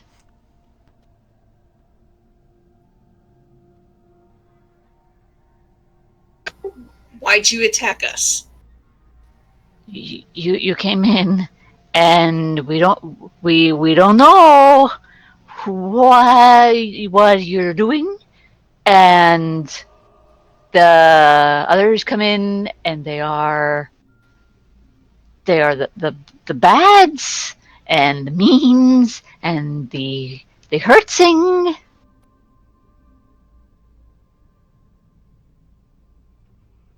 How many of you are there? I don't know. We Are his friends They- dead, or can I go stabilize them? one of them is dead. The other one is close to dead. All right, then that's what I'll do. Why? No. It's such a Veto. defeating card. Well, Every at least he's sperm is consistent. Sacred, okay? No, you will have to convince Grumpy to allow you to do that. Yeah, he could do it at range. You really can't stop him. Yeah. I can shoot him. Well, that's not very nice. And the little rat thing, she's like, don't know. Here we few out rest of the place don't know. Others maybe weren't, but now are. Maybe you know. What? English. Do you speak it? Is hard to remember the, and it chitters in the other language that you don't understand. We were here, patients, now these, and changed, now this. Us four changed this. Understand? We were patients, now we I are get it. these. So, other than the three of you in this room, there's one more of you somewhere else. Yes. How did this change happen? Uh, woke up this way? Where is this thing on the ground, by the way? It's like right about here. It's like cowering next to the bookshelves.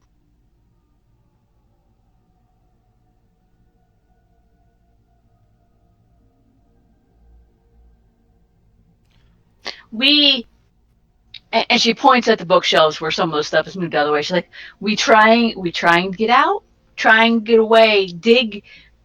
We gonna dig and dig out. We smart. Okay, so you talk to the rats? Yes. Have your little rat friends explored the rest of the asylum?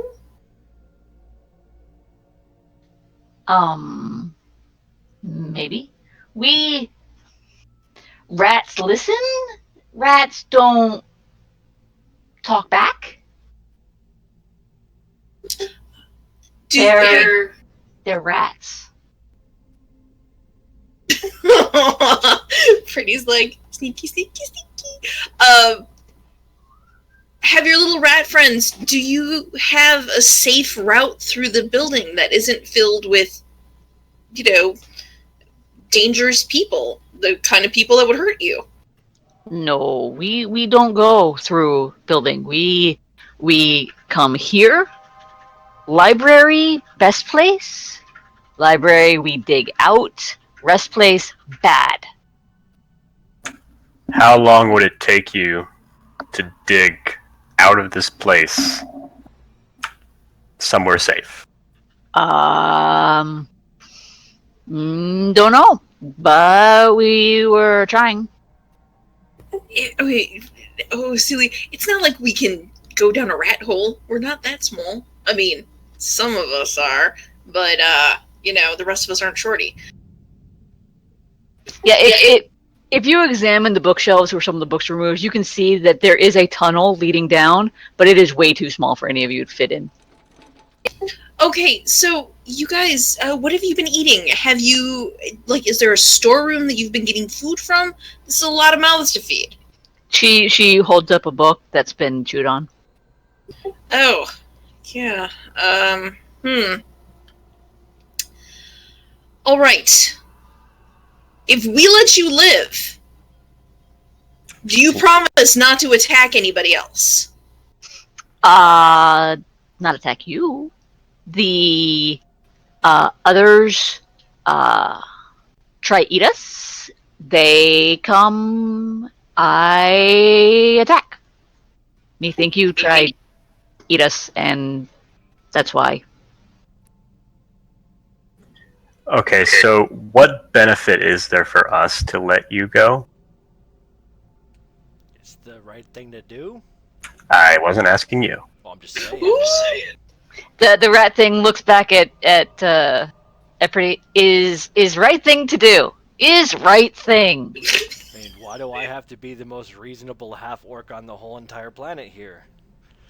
It comes over and it's like kind of sitting next to your legs. Is right thing. Is right thing to do.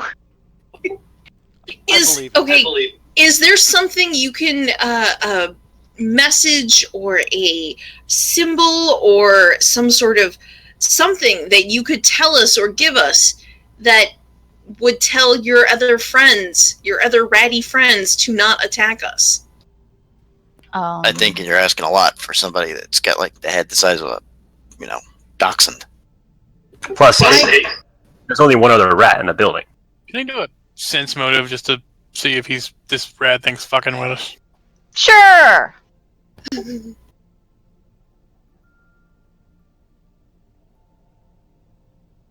It's talking. Yeah.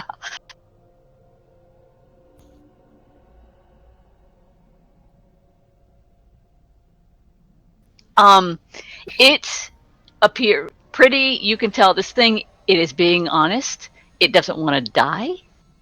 It is acting friendlier than it probably would normally, but it is trying to save its ass.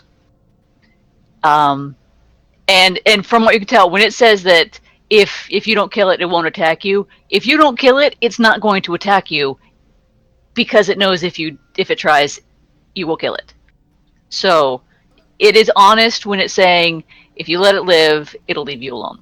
Guys, it really just doesn't want to die like we don't want to die. And there might just be one more, but that one controls God only knows how many rats, and another one might have more information. If we can at least, best case scenario, we might be able to get information from the other rat person. Because that's going so well in this conversation. Well, here's the thing. He threw frickin' books. I'm not really all that concerned about smashing them. Yeah. Gonna pull out my hammer. And There's no reason to kill it. Leave it be. No reason to let it live either. Well, yeah, there is. Because it gave up. It's not threatening. It tried to kill us. It threw a frickin' book. I took like tried to the to face. kill us. I don't care how unsuccessful it was. Buddies. So let's let it be with its buddies. It's like, no, it's okay. Don't like them much. Can not go with them is fine. I never liked those guys anyway. Fuck them.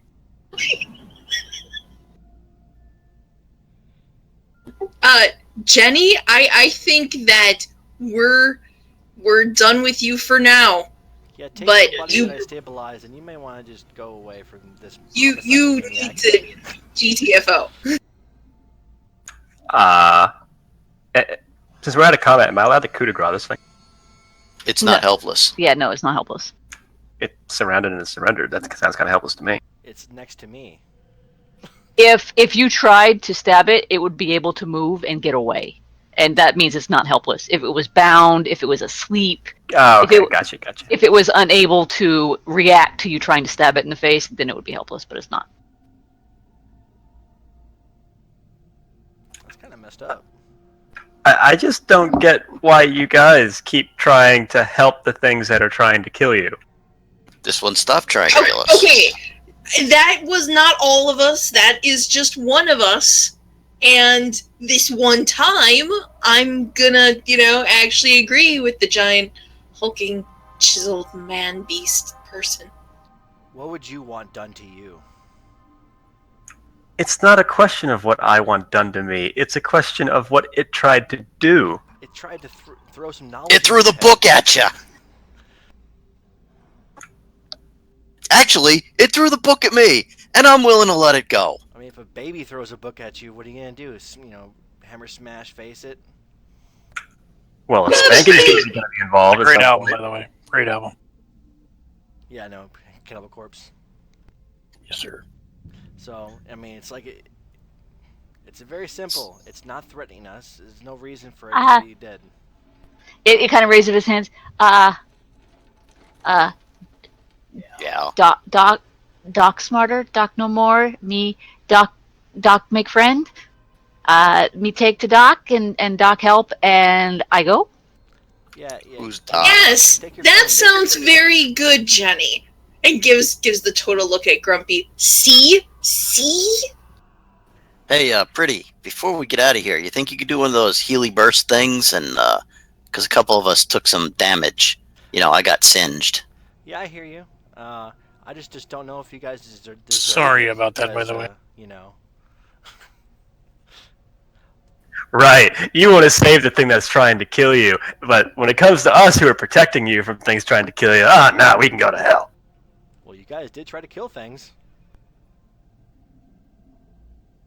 I didn't. I was completely blameless in this entire thing, except for that one over there, and that was self-defense. Okay. How Okay, about fine. that healing? I will give this one to you guys, but the next thing that tries to kill us, I don't care if it turns into a baby licking a lollipop. I'm shoving it on the stick and burning it.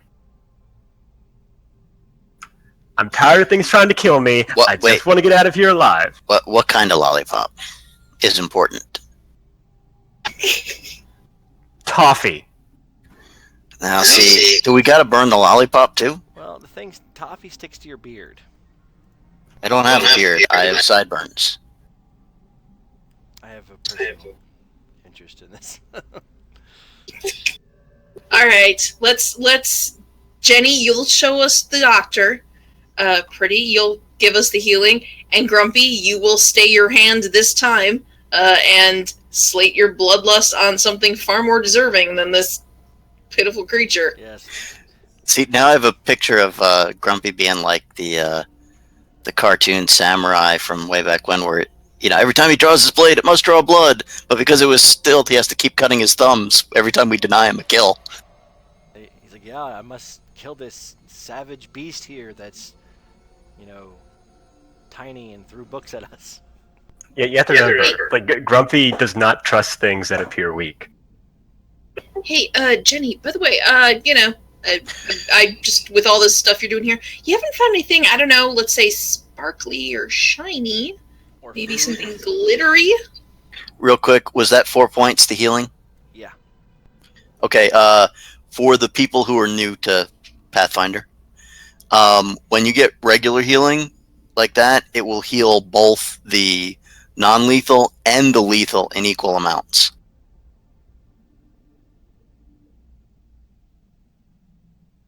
Cool. And Jenny looks at you and says, sparkly, shiny, magic. Yes. Yes, I would love to see any sparkle, shiny magic you may have found. She's like, yeah, no, sorry. Didn't. I'm standing right here. So yeah, Grumpy is going to start looking around the room, see if there's anything useful, and his face is twitching. Any good books here? I am going to go and get my dagger back from the thing I stabbed over here.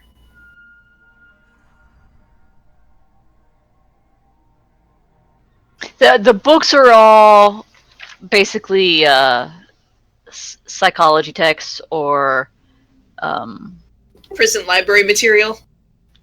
psychological theories and treatments, common medical practices, matters of regional record, Anything? like, local amnesia? history stuff. Yeah, any local like maps where we are.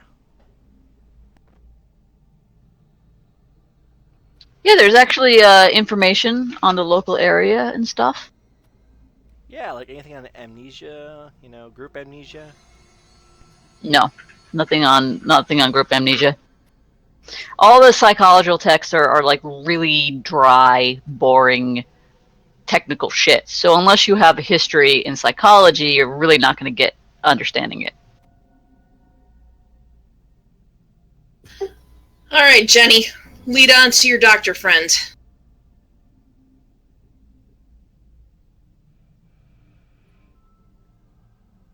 So she scampers up this way. Just with a little rat and a little person face.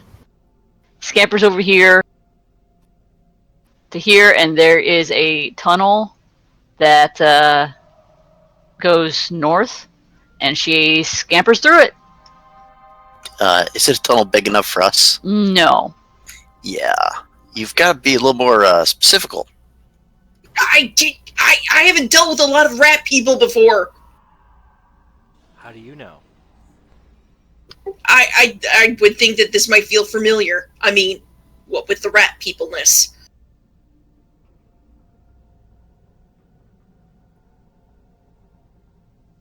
Those are doors, they open. There's a hallway here. Is this blocked off completely from walking at this end where I'm moving my...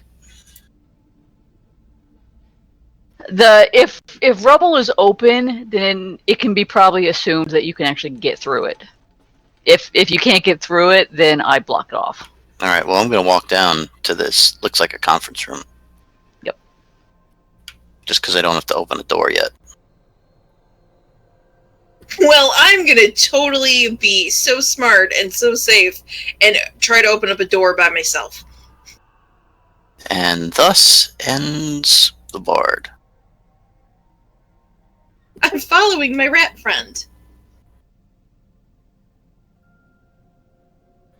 All right. Well, Sala, you in that room find your rat friend.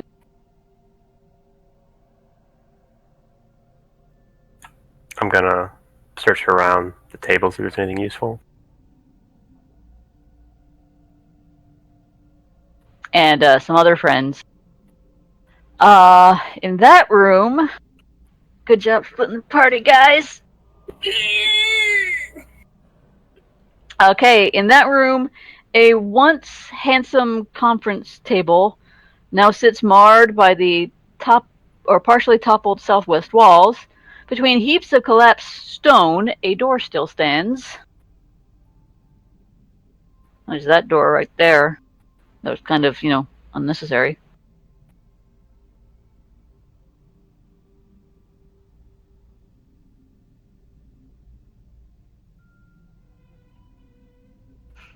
And I need a... No, never mind. Sala, you find this room's sagging ceiling rests largely upon a pair of sturdy bookshelves. A desk and a set of chairs skirt the edge of a sizable fissure in the floor, and also you find another rat person with two very large rat buddies.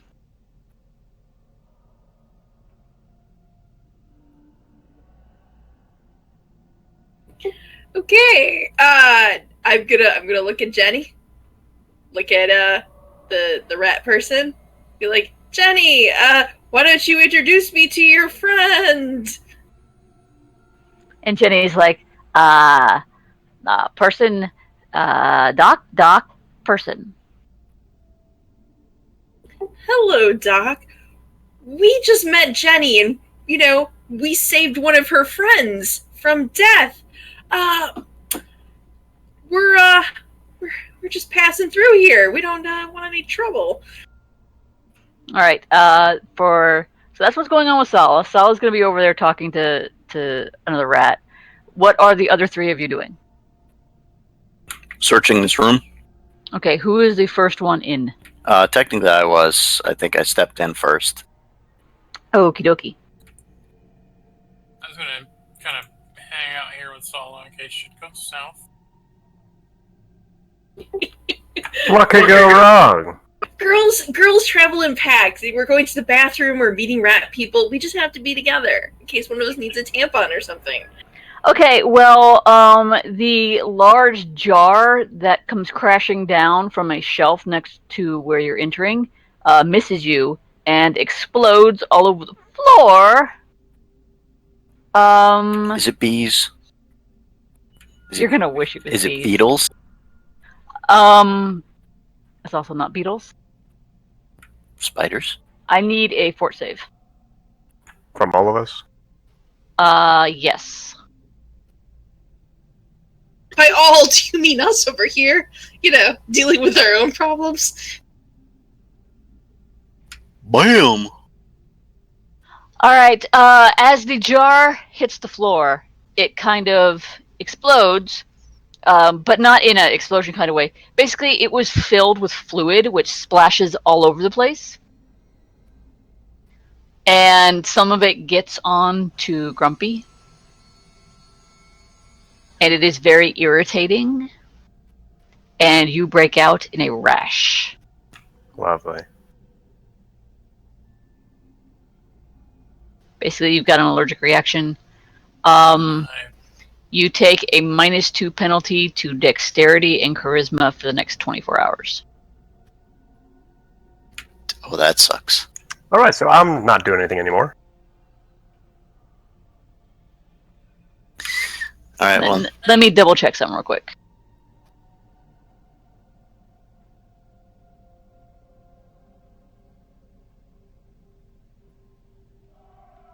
That's what I'm checking.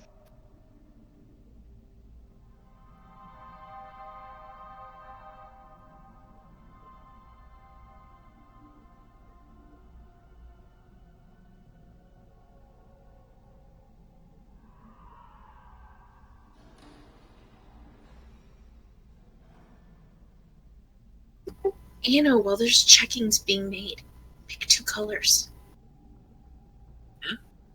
Pick out a couple colors you like. Purple, black, and red. No, purple, black, and green. Okay, yeah, you have a -2. It's just a -2 penalty. So yeah, you take your charisma and your dexterity is so you get -2 points. Okie dokie.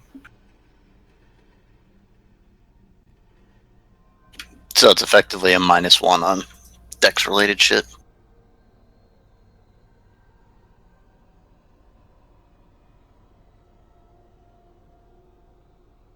And if you look at where the thing came from, That is what I'm doing. roll for initiative. Ah! It's a pickled punk!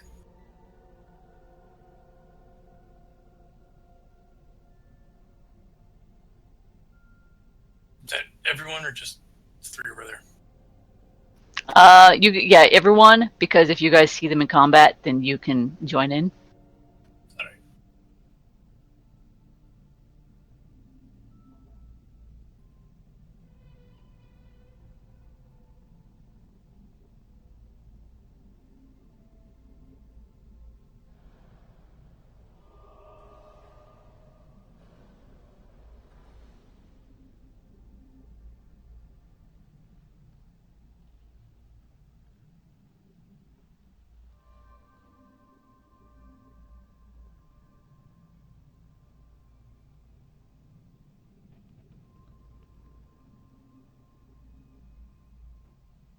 Did I actually accidentally roll over? Yeah, I did. Hang on.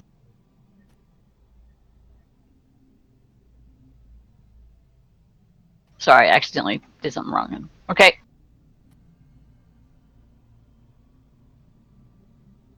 Grumpy, it is your turn.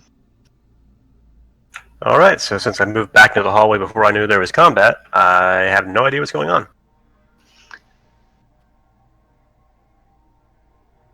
All right, pretty.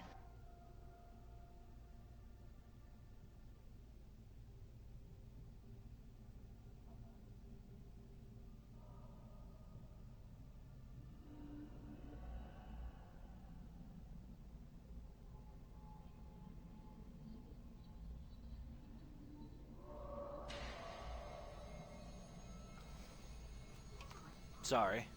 It's my turn. Yes. Take a 5-foot step and stab that thing. Alrighty. And Make with the miss. stabbing.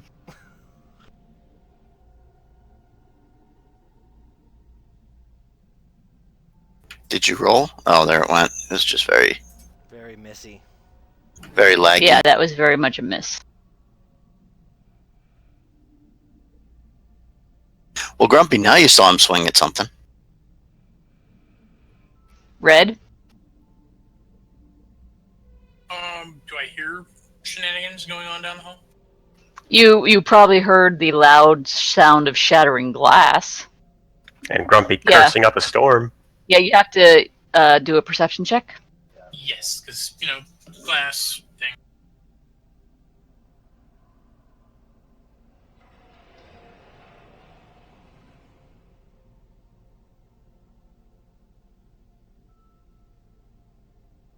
I hear everything ever. You can faintly hear the sound, something that faintly you can hear glass breaking. Kind of lean into how do you say, hey, I think they got something's going on back there. Not necessarily combat. I mean, Shorty could just be like breaking something. Yeah, it's not like I've broken mirrors or anything before, or windows or bird cages. You've never broken shit without cause, though. Yeah, I did. I broke the mirror. Alright, then fuck you. Fuck your shit! The dwarves just breaking shit again. But by all means, leave Heidi alone. I'm gonna stay here.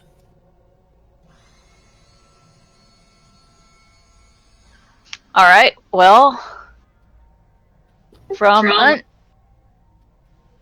under the table comes crawling out a little. It kind of looks like it looks like an aborted fetus. It comes crawling out. It's got a huge, oversized head, and it is biting at Shorty's ankles. It's like, Oh, what the hell? It just wants to crawl up your legs because it's kind of homesick.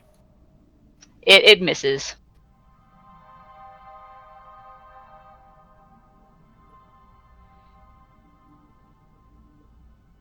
It was trying as hard as it could, but it didn't do well.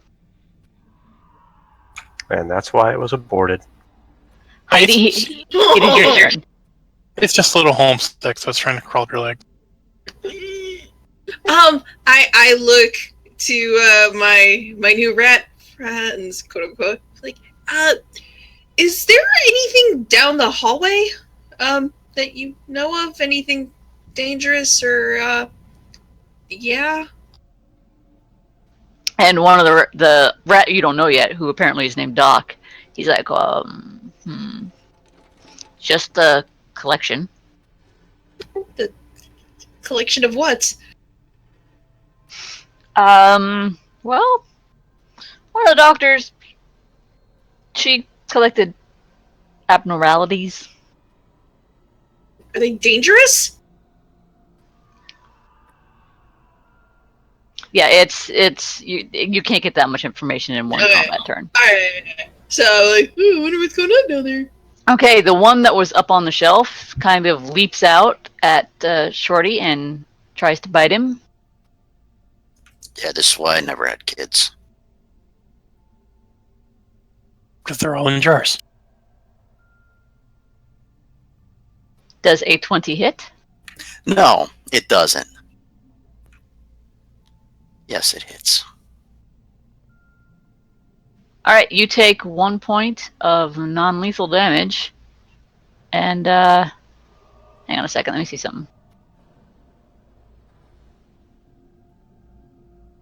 Yeah, you still take 1 point of non-lethal damage. And I need a fort save.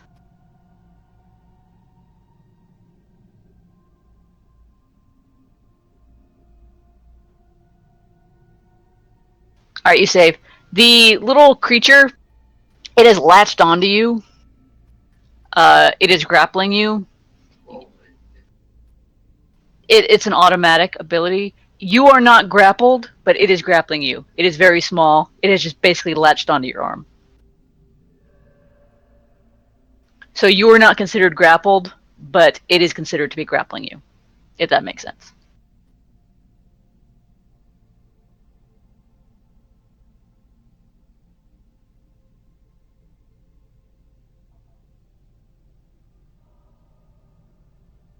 Just feel the need to point out that my lovely rat friend, we're over here, we're just chilling, talking, All right, Shorty, it is your turn.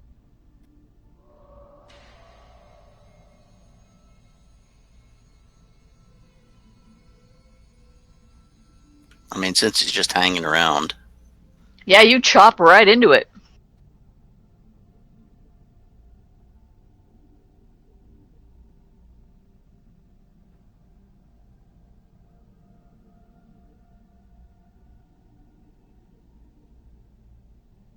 Though apparently, while you're chopping at it, your axe kind of slides off a little bit because it's all gooey and moist, and doesn't seem to do as much damage as you would hope chopping it would. Well, at that point, I'm also taking a 5-foot step this way. Okie dokie. Grumpy, it is your turn. So I still can't see what it is they're trying to attack. Well, I'm waving my arm because I got this little fucking mutant abortion biting me. Does it move with you? Yeah, it's grappled, so we stay in adjacent squares like that. And if he's small or smaller than small, what size is he? He's small or tiny? Tiny. So he's actually in the square with me. He has to be to make an attack. Okay, then I'll take a 5-foot step backward. I'll study the target with a move action, and then I'll try and shoot it off of Shorty's arm. So this will be +1 to attack. +1 for point blank, +1 for your studied. Yeah, and then -1 for the shit covering me. Oh, yeah, that's right. So does a 13 hit it? As a matter of fact, it does. So then that'll be 5 damage.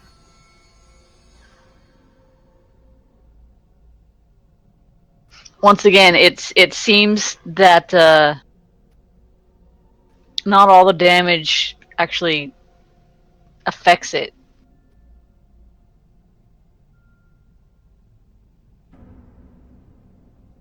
I can't do anything else. All right, pretty. Well, I am going to take a 5-foot step, and I am going to try to stab that thing that's right here.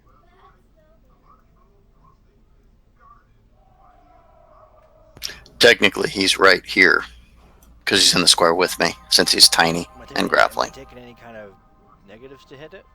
No. Oh, well, F it. And I miss it. You know, after you hit, go ahead and give me a knowledge religion.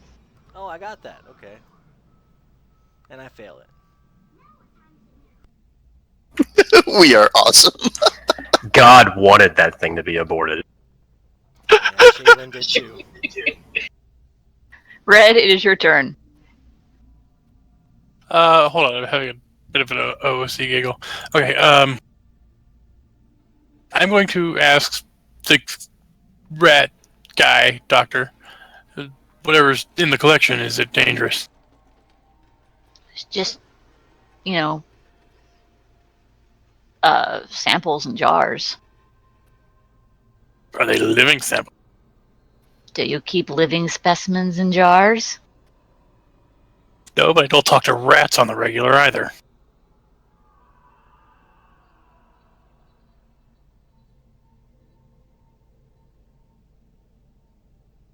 Ooh, does she get a +1 with all that salt? Yeah, but that's pretty much all the answers that it gets. The little punk here is going to attack Shorty, who's in the kitchen, so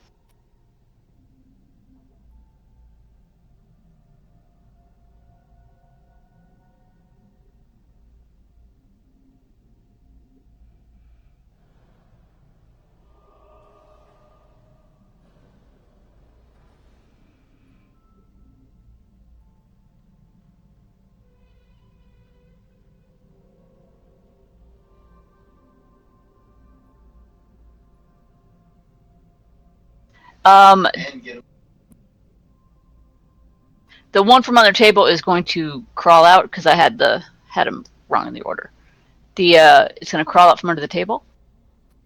It's going to be going straight for Pretty, so Pretty gets an attack of opportunity as it skitters across the floor. Hey.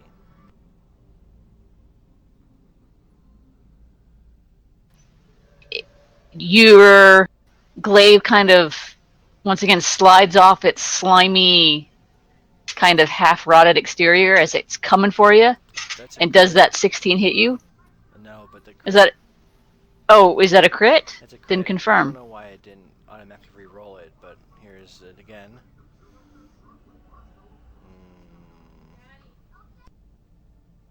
Well, I didn't confirm, but you know, that would have been nice if it had been ×3. Yeah, it would have, wouldn't it? Yeah, unfortunately.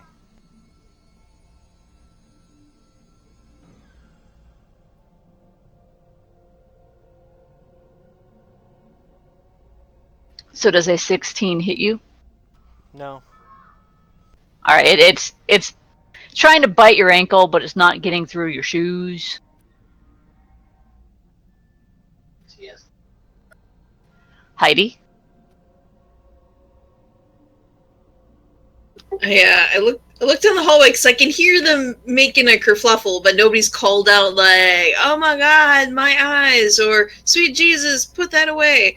So I look back to the rats. It's like, so Jenny here said that you might be able to help us. You know, we're friendly, non-murdering types, and we just want to continue our way through the asylum. You know, not having to be murdering types. All right, that's your turn.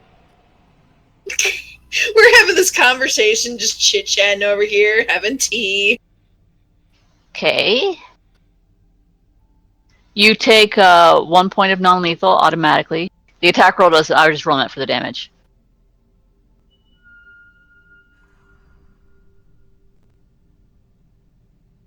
And I need a fort save.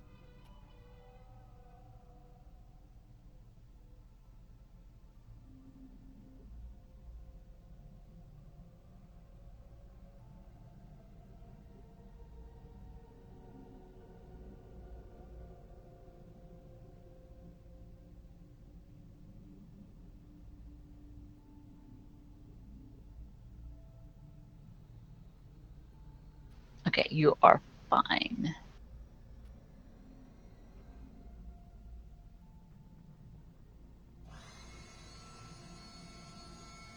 And what is your CMD?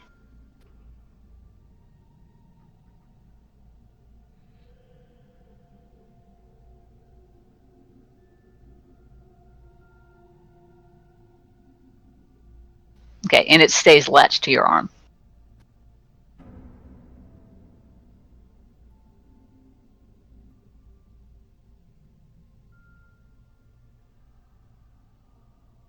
All right. I really need to. We need to murder these damn babies. You were right. You said we'd kill the babies. We're gonna kill these babies. It came true. Yeah, but I'm okay with this one. Well, as long as you're okay with it. All right, you slash right into that baby. It doesn't seem to do as much damage as you think it would, but it's still.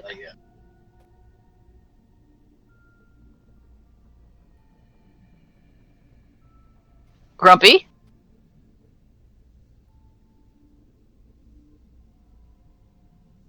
Does a 15 hit?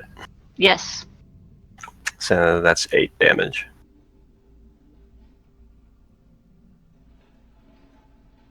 And that's my turn. All right, your arrow shoots in and stabs it and makes a loud squishy sound, but it's still hanging on.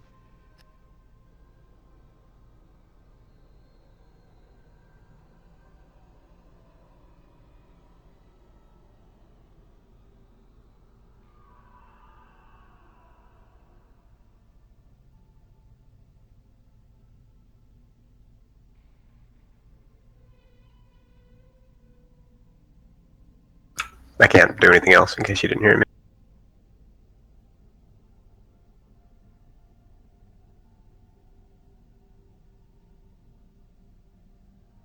What was that? I cannot do anything else. All right. Pretty. Take a 5-foot step and try to stab the thing on freaking home slice.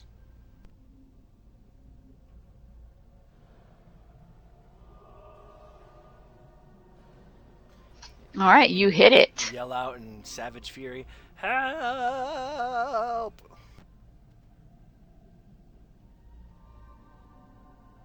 Okay, Red, you hear someone yelling out, "We gotta kill these babies!" And Pretty yelling out, "Help!" Jesus Christ. Tap Heidi on the shoulder, like, hey, we gotta go to work.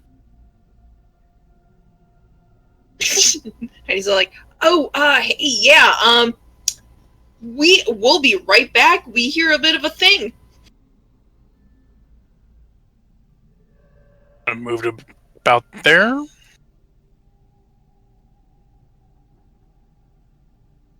Okay. So they don't want to get in anybody's way.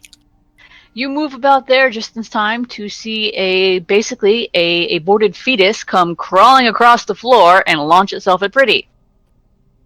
Can I hex it, or is that my turn? That was your turn. Okay. Yeah, Pretty does have an attack of opportunity as it moves through his threatened area. That was a good try.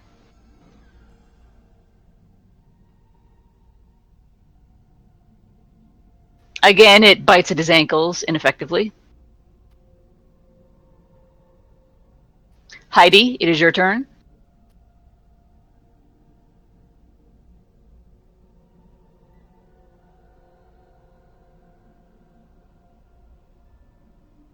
Oh God, I was like, I realize it's my turn. Oh God, I'm pushing the wrong fucking button to talk again. Derp. So yes, I come down the hallway. Apparently, just like, what the hell's going on in here? And it's like, huh, babies. Yeah, you see two,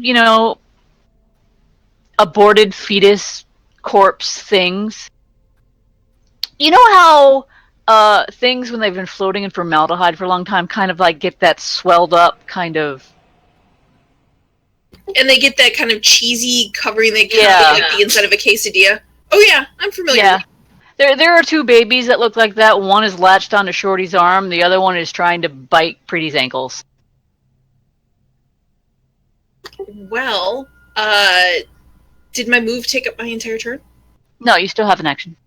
Well then, I start my bardic performance, and we're going to inspire some courage because y'all seem to like that one, and I like playing the hits.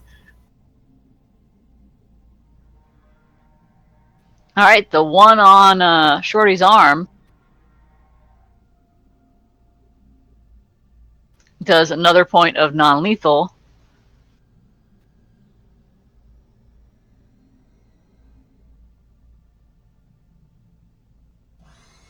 And stays attached.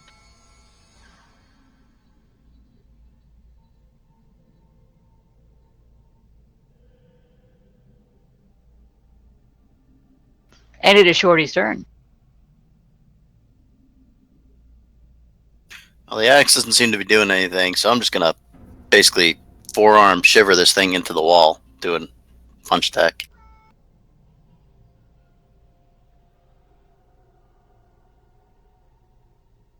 You splatter it across the wall.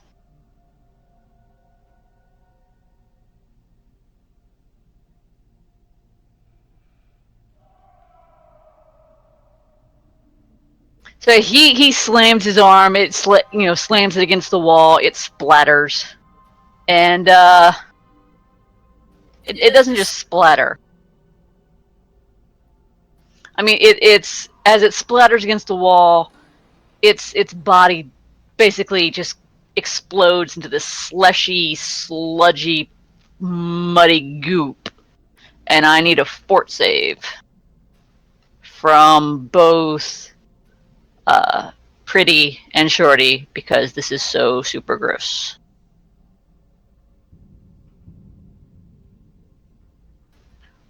Oh God, Pretty, you do. Oh.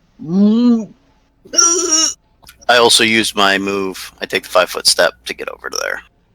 You don't feel so good. You feel like you're gonna bomb.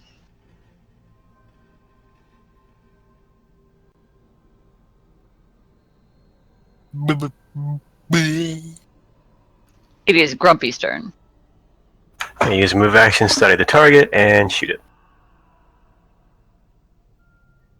So that is a 12 attack. You miss.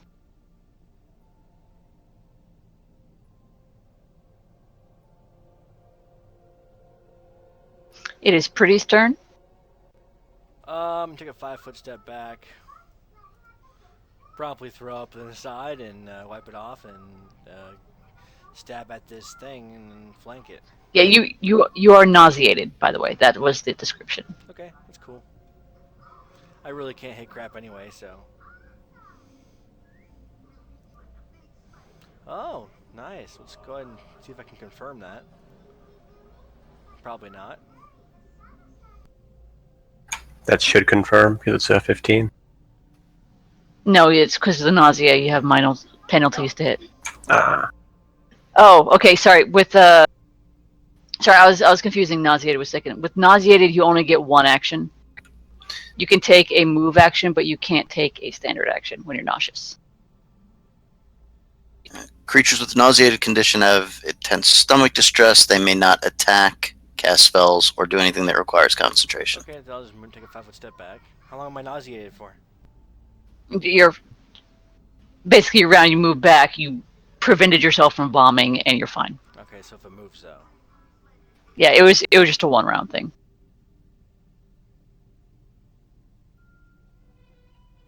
Red.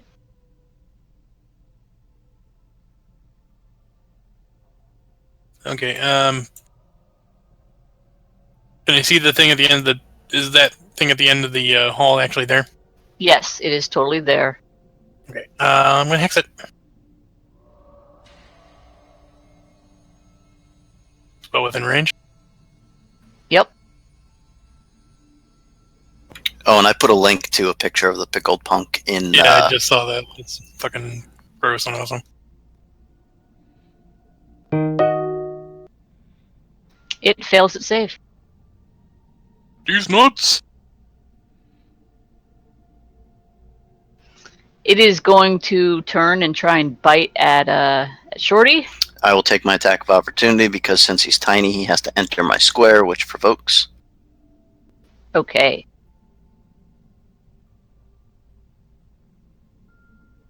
Doesn't he also have to leave Pretty's square? Or out of his range? Yeah, but Pretty is still nauseated for this round. Ah, okay. Does an 18 hit him? Yes, that hits. You punch him so hard that his gooey little arm comes off. I mean, he's still alive, or still animate, but you did a pretty good chunk of damage to him. Pretty. Was Heidi dancing? Yes. Yes. Okay, so that's 7 points of damage. Sorry, I didn't know if she had started that yet. All right, it is trying to bite at you.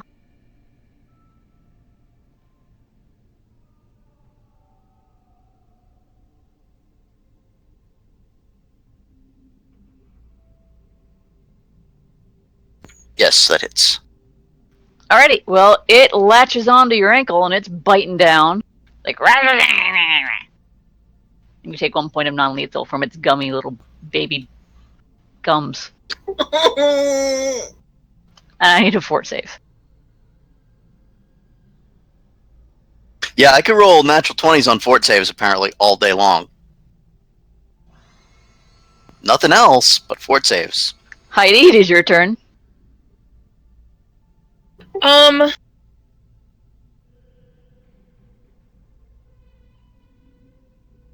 I have too much in front of me, I think, to get a good aim if I were to throw something. It has no cover. Nothing is closer to it than it is to you. But it's in your square, so I don't think you can actually see it. Technically true, yes, you're right. And I have two people in front of me. So I am just going to participate by dancing. Yay! Rock on, rock us on. That one has exploded all over the wall. Shorty, it is your turn. I'm going to give the little foot stomp to this little shithead.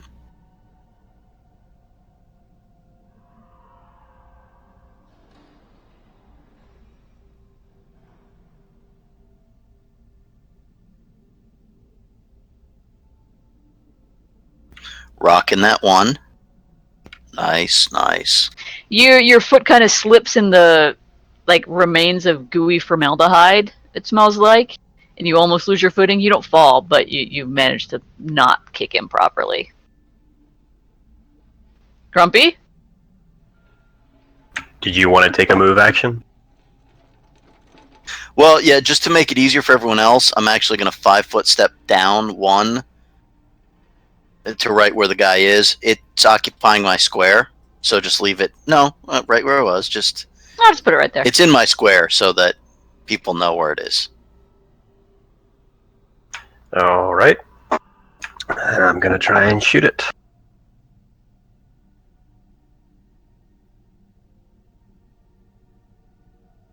So that is plus 3 points of damage to all those rolls. So that's 5, 9, 16. You shoot it right through its bulbous, oversized head, and it slumps to the ground. And dissolves in a gross puddle of fetus bits, and I need a fort save from Shorty. Yeah, you just made it. Huh. Who knew? We really were going to have to kill some babies. I hope you're happy! Kel, only count the arrows that actually hit. Just to be... Because I know one of these missed. Only the arrows that hit you have to roll on. Ones that miss you can just automatically recover. Okay. So, Pretty, got any more of that Healy stuff? I do. I got bit by babies. Let me know if Well, you you need more another got- one. You got gummed by babies. Okay, actually, that 5 should do me because that will knock out my lethal and most of my non-lethal. And when Grumpy gets hit by the healing, his rash disappears. You're welcome, Grumpy. That was going to be my next question, whether it's for everyone. Yes, it was an AoE. I'm going to assume the party gathered around for the AoE. I'm going to search the room, since apparently the, formaldehyde fetus bits don't really upset my tummy any.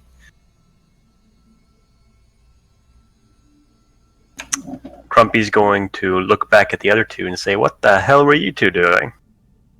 There's apparently a rat kingdom down the hallway. Just saying. Oh, let's go check it out then. Away from the creepy fetuses. All right. Searching the room. It's yeah.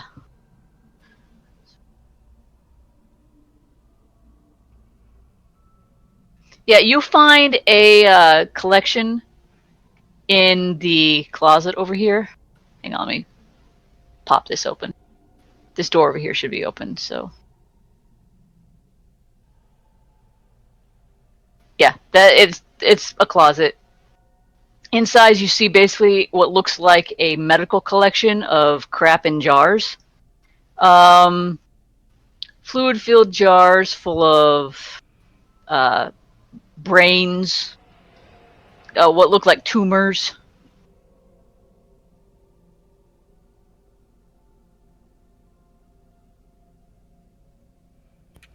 Wait, you mean those weren't snacks? Are any of them moving? No, none of them are moving. There is a slime trail on the floor that leads to this closet, and looks like there's like a nest made out of a coat, and the remains of a human body. Oh, unless we got some code. Well, that's all rather nasty. Is there anything of value? You find about 8 lab coats and 6 flasks of something. I will take the lab coats and the flasks. You cannot get ye flask. No, sorry, you get the flasks. And then I will take one of these chairs and break every single one of those jars that are left. You break the jars, you smell a great deal of formaldehyde, and that's it. Okay, just making sure. And then hopefully that will give the people who are not so offensive in public situations time to talk without me spoiling it while I was doing all the searching.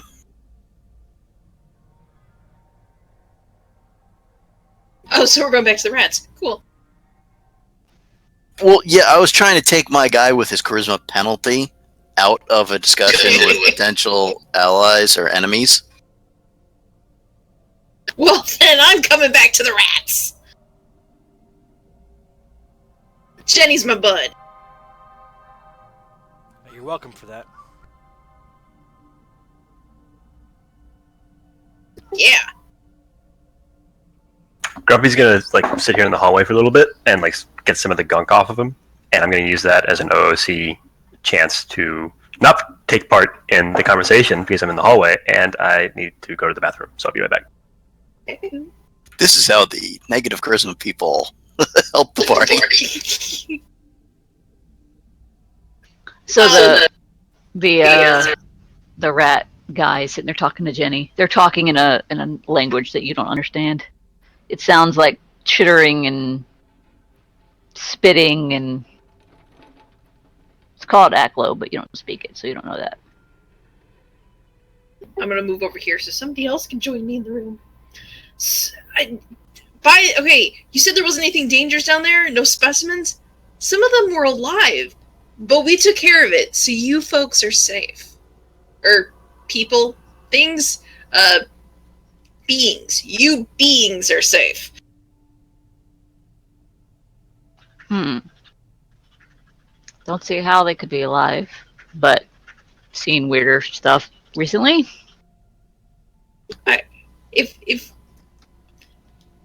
no offense, but if Jenny was a patient and now she's a rat, I think one of the samples crawling around and trying to gum somebody to death is pretty, seems pretty likely. Yeah, things have really gone down the shitter. Wait. So you guys were patients before. How did you guys not be patients? How did you guys transform? Jenny was a patient. My name is Dr. Manby. Doctor Who? Manby.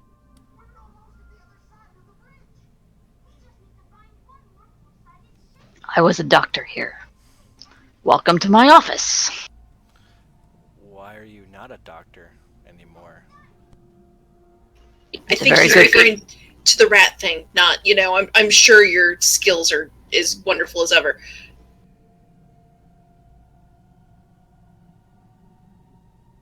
If I could answer that question, then I would be in a better position to understand exactly what's going on here, as opposed to only mildly understanding. Well, you've got a leg up on us because we have no idea what's going on. What do you, what happened? To your knowledge. Well, as far as I know, it has something to do with the dreams that people were having before everything went horribly, horribly wrong.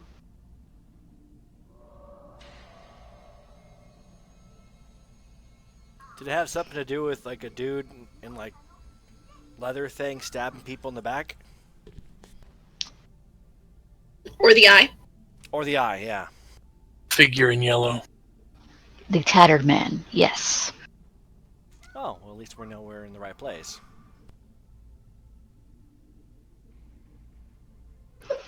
The tattered man is a creature, thing, person, take your pick, who lives in a dreamlike world.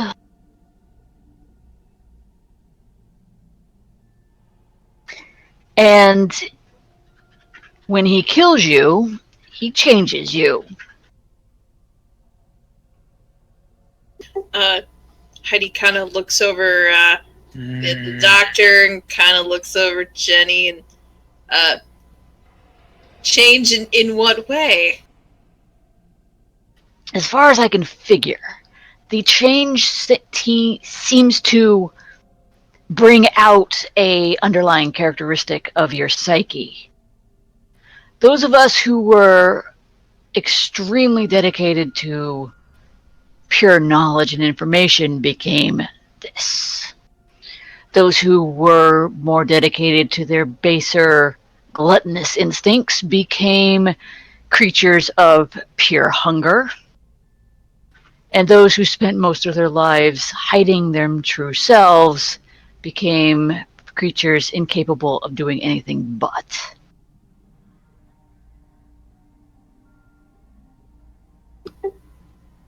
So what of those who just don't? I mean, we don't look like we've changed in any way, shape, or form. I don't know I mean, if we we've changed. haven't. Have we changed?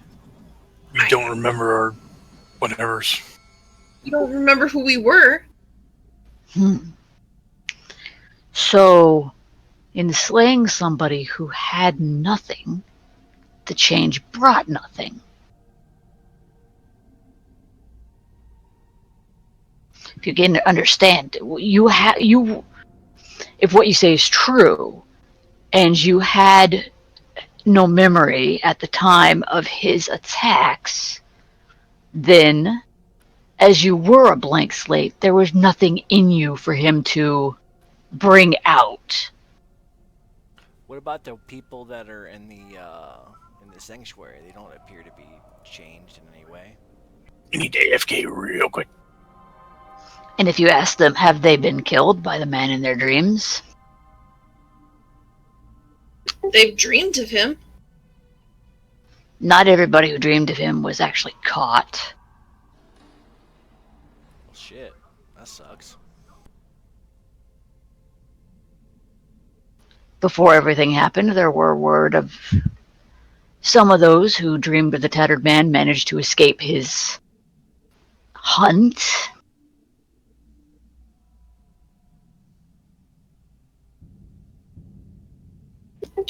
What became of those who managed to escape him, at least in the dreams?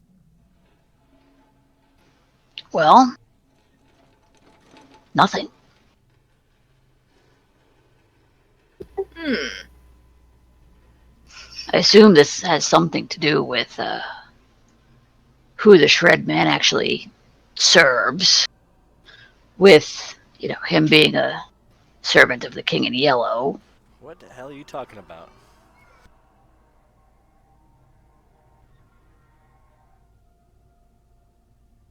If you don't know, it's probably best for you that I don't say anything more about it.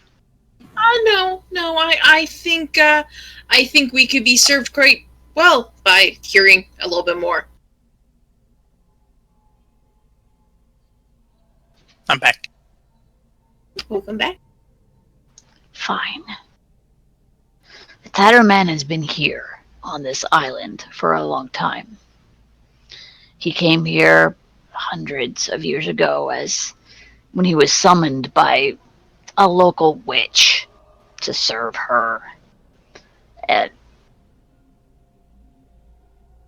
he's been here on the island ever since, though he was never able. People had seen him in dreams before, but he was never able to actually harm them. But when the patients revolted, immediately afterwards, he was able to cause the physical changes in the people he caught, who he was able to actually catch due to some change. Considering the fact that he serves the King in Yellow, wears a great deal of yellow, there is now a cult wearing yellow, and we are surrounded by yellow fog. I can't help but think there is some connection between them. Who is the King in Yellow? The King in Yellow is a great old one called Hastur. Yeah, I got my knowledge religion out. I do some knowledge planes, maybe? You can roll on knowledge planes.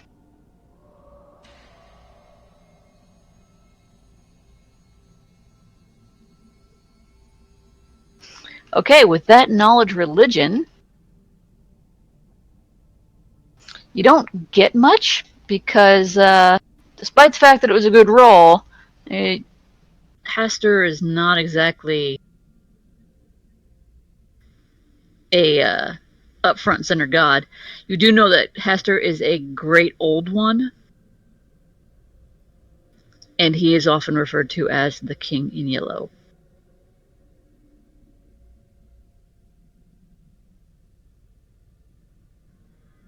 With that knowledge planes, the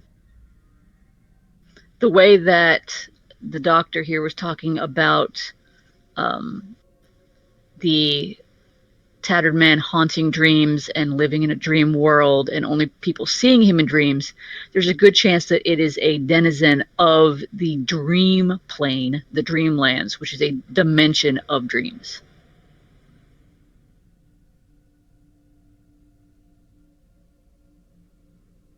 Okay.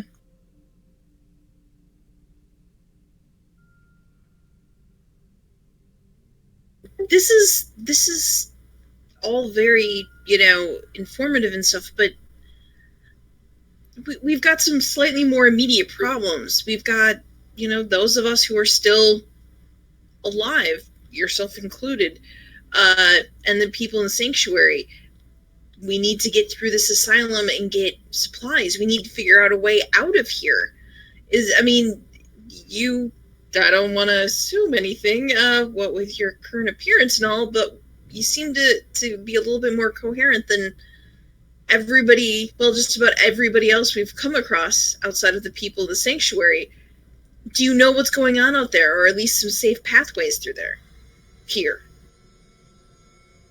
As far as I can tell, once you leave the walls of this place, you are in the mist. The yellow fog is probably some sort of, like I said, connection to what is going on here, and personally, I've seen things out there through the windows, and I have absolutely no desire to meet them. Yeah, I saw that tentacle flesh thing. Yeah, we know what you're talking about. That's why I and those like me I've directed them to start digging. I'm hoping that somehow we can dig our way someplace deeper where the mist cannot reach us. OC thing. How big is the doctor? I mean, he's like a rat person, but he's obviously He is rat sized. He is the size of a very large rat. Master Splinter?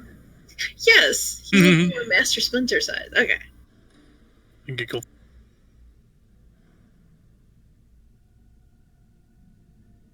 Well, So if the mist isn't safe, do you know if at least the pathway to the kitchen is? He points in the general direction. It's over that way. Good We have a rough idea of where it is. We just want to know if it's safe to be over there. I don't know. I haven't tried going. If you think about it logically, the first place where anyone who took over this place would go would be the food supply. Well, yeah. Therefore, it's most likely the most dangerous place and where I don't want to be. You got a point. Are you gonna be a rat person forever? As far as I can discern, yes. Rats. Maybe she's got tinnitus. It's not tinnitus. It's never tinnitus. It's Looks back at the rabies. doctor. It could be tinnitus. Shut up. Looks back to the rat doctor. Here's the thing. You know, we're just as much a victim in this thing as you guys are. And what happened to Jenny and her friends was all a big misunderstanding. They attacked us first. And we don't want any more trouble than we have to have. Like you said, some people have changed and they're not coming back. But, I mean, I don't want to hurt anybody more than I have to. Is there any way that we can... Yeah. Well, shut up! Sister, no. Is there any way we can tell whatever left, whatever kind of, dare I say, good contingent that we're not here to start anything? Or could you spread the word? Maybe even offer us some help with your little... Exactly what good contingent are you expecting to meet? The friendly, non-murdering type of contingent? Grumpy's gonna walk down the hall towards the room where he hears people talking. Oh God.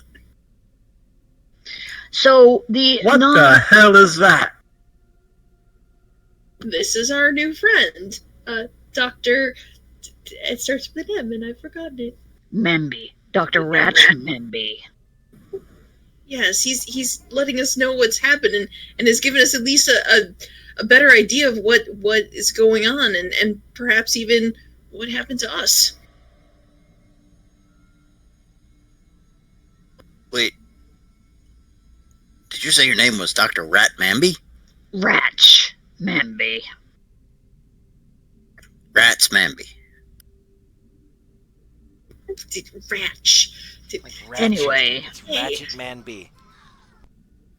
Considering the only contingent I've seen walking these hallways is one that tried to eat me and another one that wanted to murder me as some sort of unholy sacrifice, I don't think there's any non-murdering contingent left. Well, we didn't try to murder you. He looks over at Jenny and looks at the tunnel through the wall there. He's like, somehow I think you would have anyway. Well, wait. What about the Winter and her people? They're not murderers and all. Yeah, maybe she go link up with them in like the chapel. They seem to like have better dreams there. I actually had a good dream last night. Yeah, and there's a butterfly protecting the chapel. Yeah. From the dreams. And a songbird. Heidi just kind of sighs and rubs her temple. No, really? No, like, I'm not like joking. in her head she's saying, and yeah, we totally sound like crazy people now. Yeah, whatever medication you should be on, you should probably go back to taking it and leave me the hell There are alone. orderlies there with medication.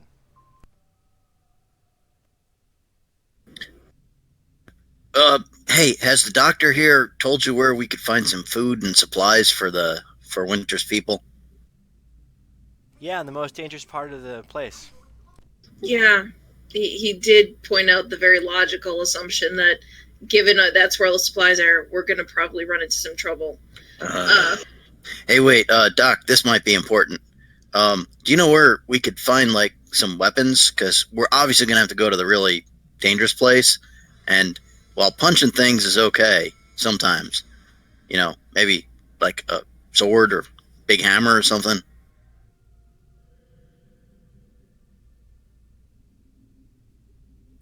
And I promise I am at least 80% not likely to use it on you or your friends.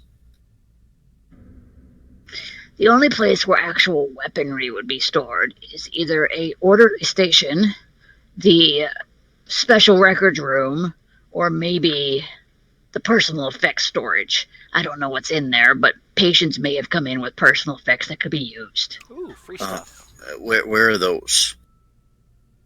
Pretend we're stupid. It's gonna go. It'll be a reach here, but pretend we're really dumb and don't know nothing. Heidi sighs and she takes out the map from the nurse and is like, "We have this map. Can you show us on the map?" Yay, teamwork.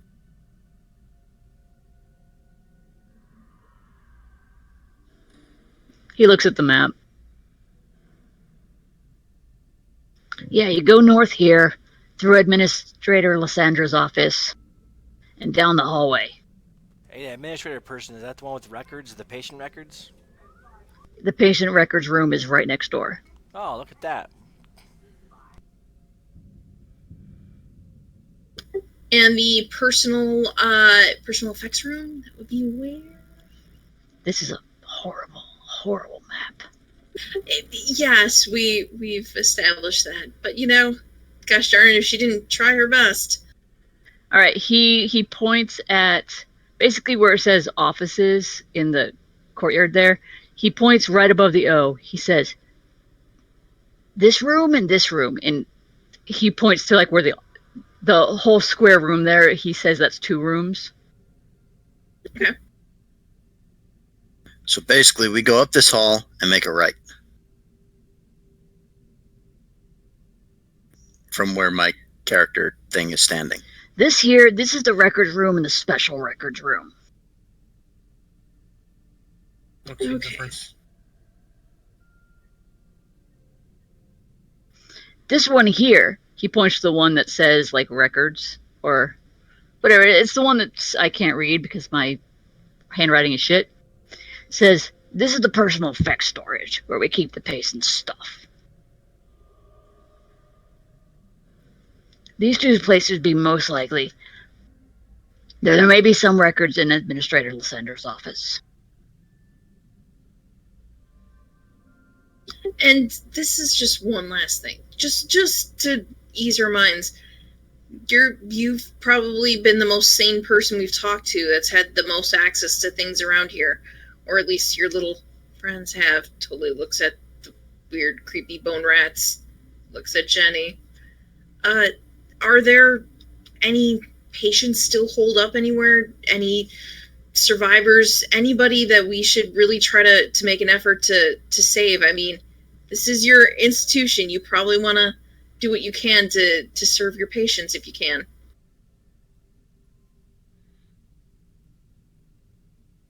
To be perfectly honest, I think we have bigger problems now. Okay, Heidi just gives a little. It's more that some of us are a little, let's say, overeager, and really it would be a lot.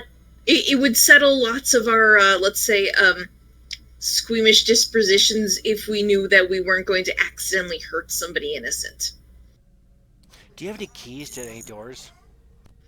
Yeah, you probably want to tell her because Heidi here is, I think she's like a psychopath and she likes to stab people and throw knives at them. So, my God, you guys Then there's just Grumpy over there. Hey, you can't hurt something that you've killed. I think it's pretty safe to assume that anyone you see walking around doesn't have your best intentions at heart. I mean, look at the bunch of you. I'm starting to like this doctor. See, Why this don't you rat's swallow okay. him Or something. 'Cause he's a rat and a guy.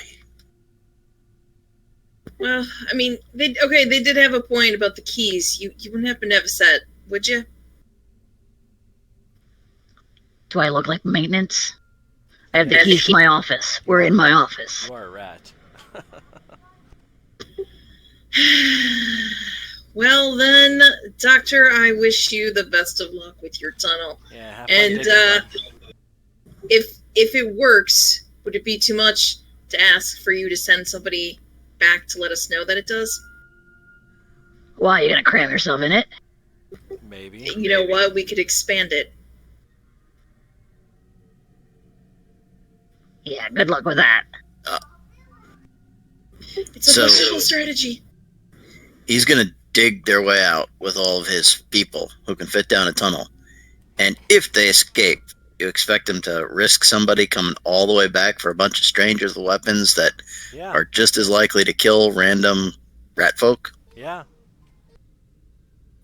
I mean, I'm just trying to look at it from a... He looks at Pretty and he's like, yeah, we'll send someone back to get you. Promise. See? Yeah, reasonable. It's the right thing to do. Because we didn't kill you. I don't think it's the right thing to do. Actually, the right thing to do for him would be to get all his people out of here safely. That would be like an extra, Rat like, folk people. maybe a nice thing to do, but not actually the right thing to do. If there was a physical expression that summed up "for fuck's sake," that would be the one that Heidi is doing right now. Oh, And bunch of jerks, then man. she just puts on her smiley face and is like, "Well, thank you for all that you let us know, Doctor, and I wish you good luck." Real quick, Sala, what I'm trying is your character is charismatic and stuff. You can actually try and use diplomacy to sway his attitude towards your side. It's a skill. I could, it's a skill. But at the end of the day, like, it doesn't really matter if they get out because we're going to be kick-ass heroes and stuff, and failing on occasion will just kind of, it's endearing as a character trait. Wait, I fail all the time. I mean, yeah, I get what you're saying, and I could force him to do that, but, like, I don't know what real point it's going to serve. Well, it's not even forcing, Other than but make us you may stay here actually, longer. you make a roll, and it might make him more friendly towards us, so that he might be more willing to do something on his own down the line. Like you sway people to our side. You don't enslave them. It's not magic. It's just persuasiveness.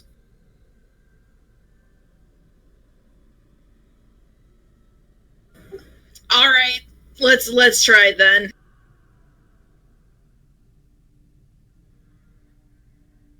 What should I try to convince him to totally do for us? It's nothing that like you're going to say one specific. You've just role played out all the things you were doing. Now you'd say, well, I want to make a diplomacy roll, see if it has an impact, and then you try and cajole the GM into saying, well, I did all this role playing. Do I get a situational bonus? Basically, the diplomacy check is to see if he likes you more now. And if you increase his level of how much he likes you, he is more likely to do things for you.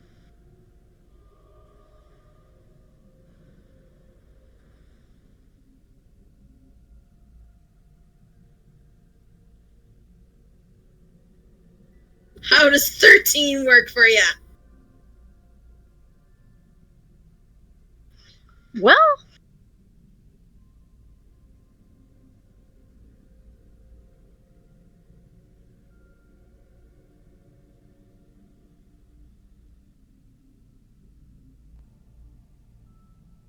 Can I assist her?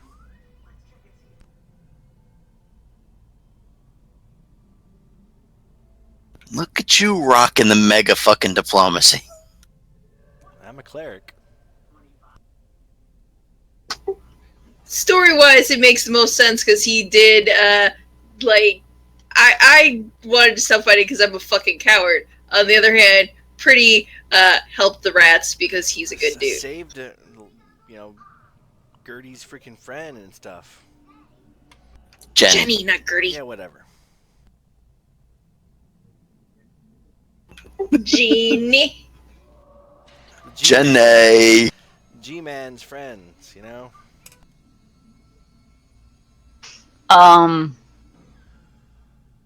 He looks at Pretty. He's like, yeah, whatever. I'll send someone back to get you. I appreciate it.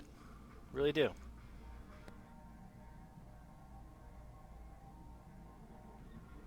Like, look, can we get back to work now? Yeah, dig away. We'll leave you alone. Yes. Dig away.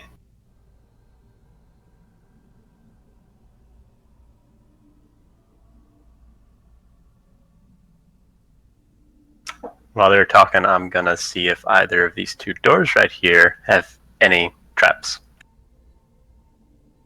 No, the doors are not trapped.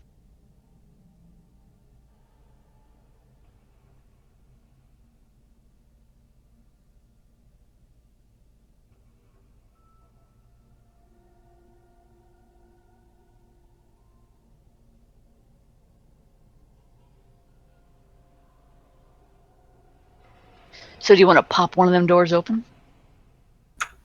I'm going to motion to the more combat-oriented people that maybe we should start clearing rooms. All right. He says up here at the turn to the right are some rooms of weapons. So you want to open this one here on the left so that we're not leaving something behind us? That works. Right where you're standing. Yep, I'll open this door. Yeah, the ones on the map, it's not these. It's the ones that are kind of like up past the big room and to the right. Yeah. Yeah, it's a really bad map.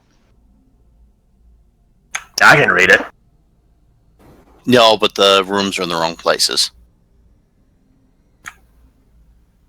No, they're not, because we just talked with him in the bottom right office. There's one more office above that, and there's two offices across from those two.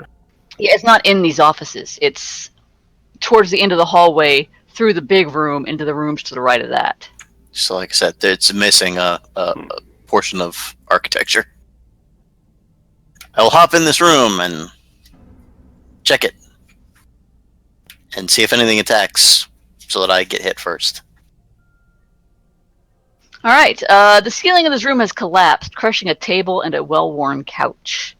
This looks like it's probably a doctor's lounge. Can we do a take 20, spend a minute, Yeah. search?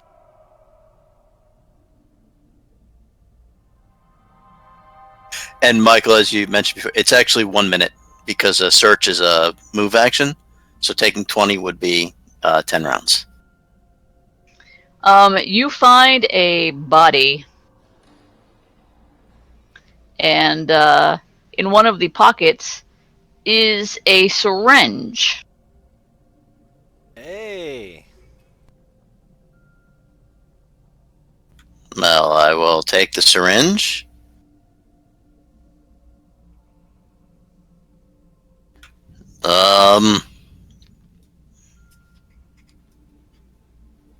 Anyone knowledgeable on? I got a heal skill, but How would you give me a detect magic? Yes, I don't got that. that's what I'm coming up here for. That, and I also remember someone was an alchemist or had knowledge or craft alchemy. Also be me. I've crafted So- pottery. Give me that needle. I'll be Heisenberg. There you go. Okay, so what should I roll first? The alchemy or the? Either one, doesn't matter. Let's go for the alchemy first. You can actually, if it's something that has like alchemical properties like potions, you can use your alchemy instead of spellcraft You can to use identify them. perception to taste potions. Yeah, you can do that too. People that have good perception, that's the best way to find potions.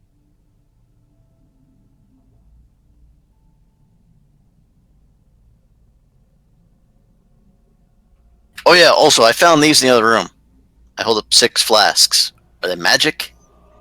Okay, I will do the syringe first.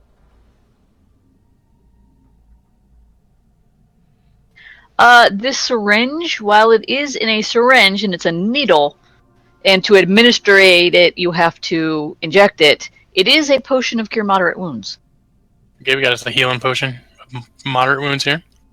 I'll take the other flask. Healing syringe of cure light wounds. Moderate. This is a cure mod. Oh yeah. And I'll do all the flasks look to be about the same. Yes, they look like the same thing. Okay, so just one collective roll for the bunch. Sure. These are flasks of alchemical fire. These are flasks of alchemical fire. They're going to burn shit. Don't inject them. Wow, we could have used those before we fought the damn rats.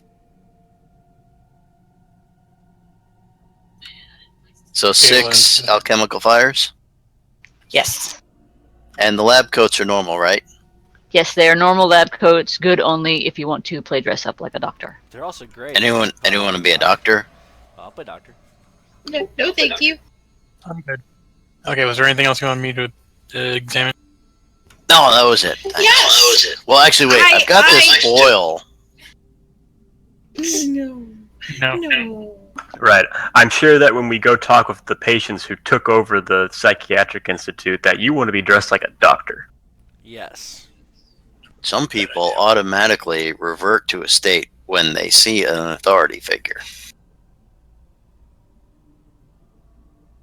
I do have a question. I would, since you're looking at stuff, it's just a couple things from the last rooms, and I just want to make sure that, they're just safe. So there's a sack that I believe somebody took off somebody's head. It's probably just a sack. That's safe. But it's in our pile. All right, let's check out the sack. Okay. All right. It is a sack that was on someone's head. Somebody teabagged him. Well then. And there's this ring. I don't know how it got in the bag, but apparently They already somebody checked thought. it. They already checked the ring. The ring Well, was then it's just a ring. It was just a fancy ring, wasn't it? It's worth 150 gold pieces. Vendor trash. Essentially, if we were MMOing it. The spellcraft check was for the bag.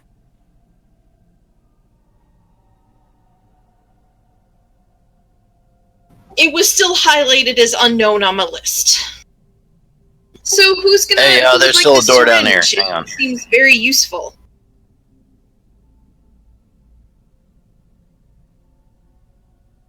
I think somebody who isn't stepping forward and shooting arrows and punching people or casting fiery spells should probably hold on to that to be ready to jab somebody with it in case they need it.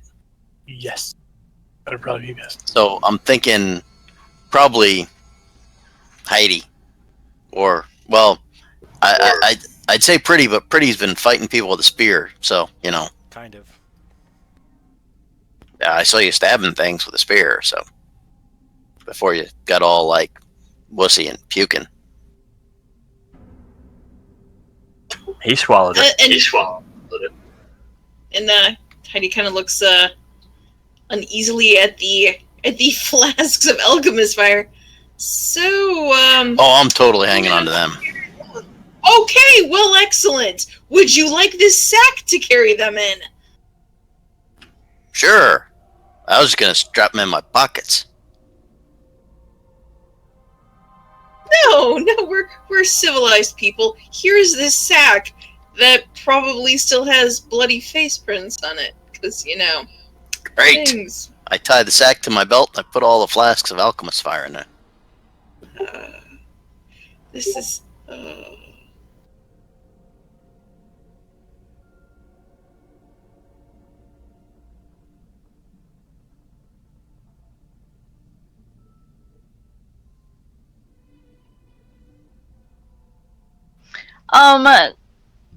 We'll just search the other two rooms here, and then we'll call it a day.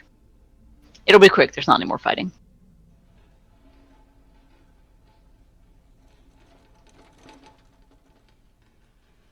Bishuku. open this door down here. Spouse aggro happens. All right, this room.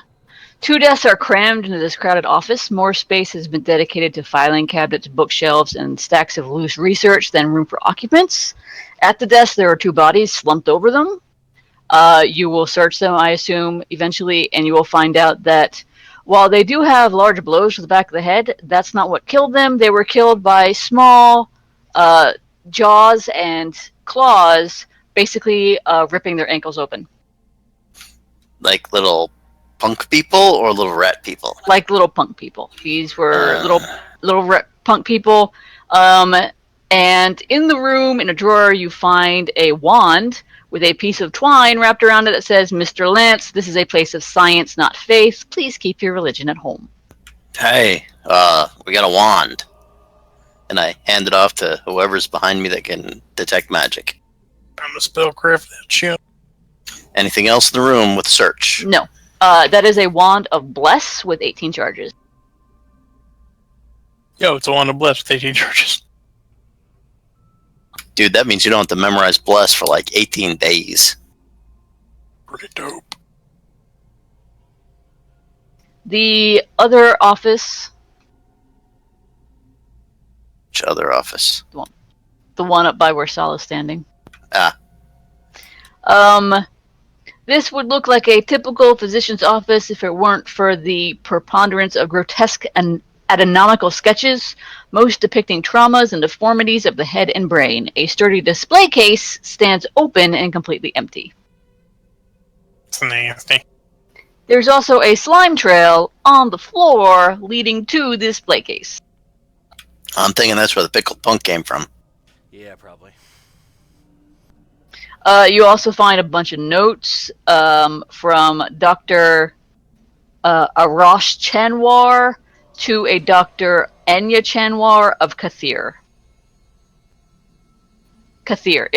Dr. Enya Chanwar lives in the town of Kathir. There's a bunch of notes and notebooks and stuff. Like Dr. Chakwa and freaking. Is there anything else in the place with a full DEA take 20 toss and search? No. Okay. Well, I guess this is as good a place as any to kick off for the next session. Yeah, that's pretty intense. And, Merry Christmas to those of you who are celebrating it. Happy Hanukkah to those who are celebrating that. Happy Kwanzaa and Festivus. Kwanzaa for those, and Festivus for the rest of us.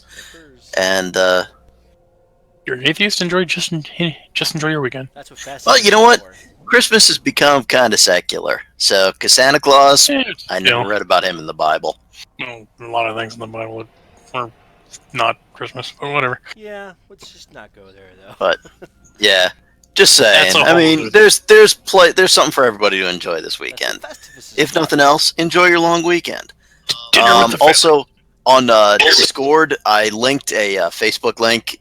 It's a video. It's cats eating ice cream and getting brain freezes because cats my get them too. God, I love that video. I've probably watched it several times already. Okay. Well, you guys have a wonderful weekend. Yeah, You too. enjoy, man, and Good night. have fun with your kiddos and whatnot. Yeah. Yeah. You sound like you're about to punch him.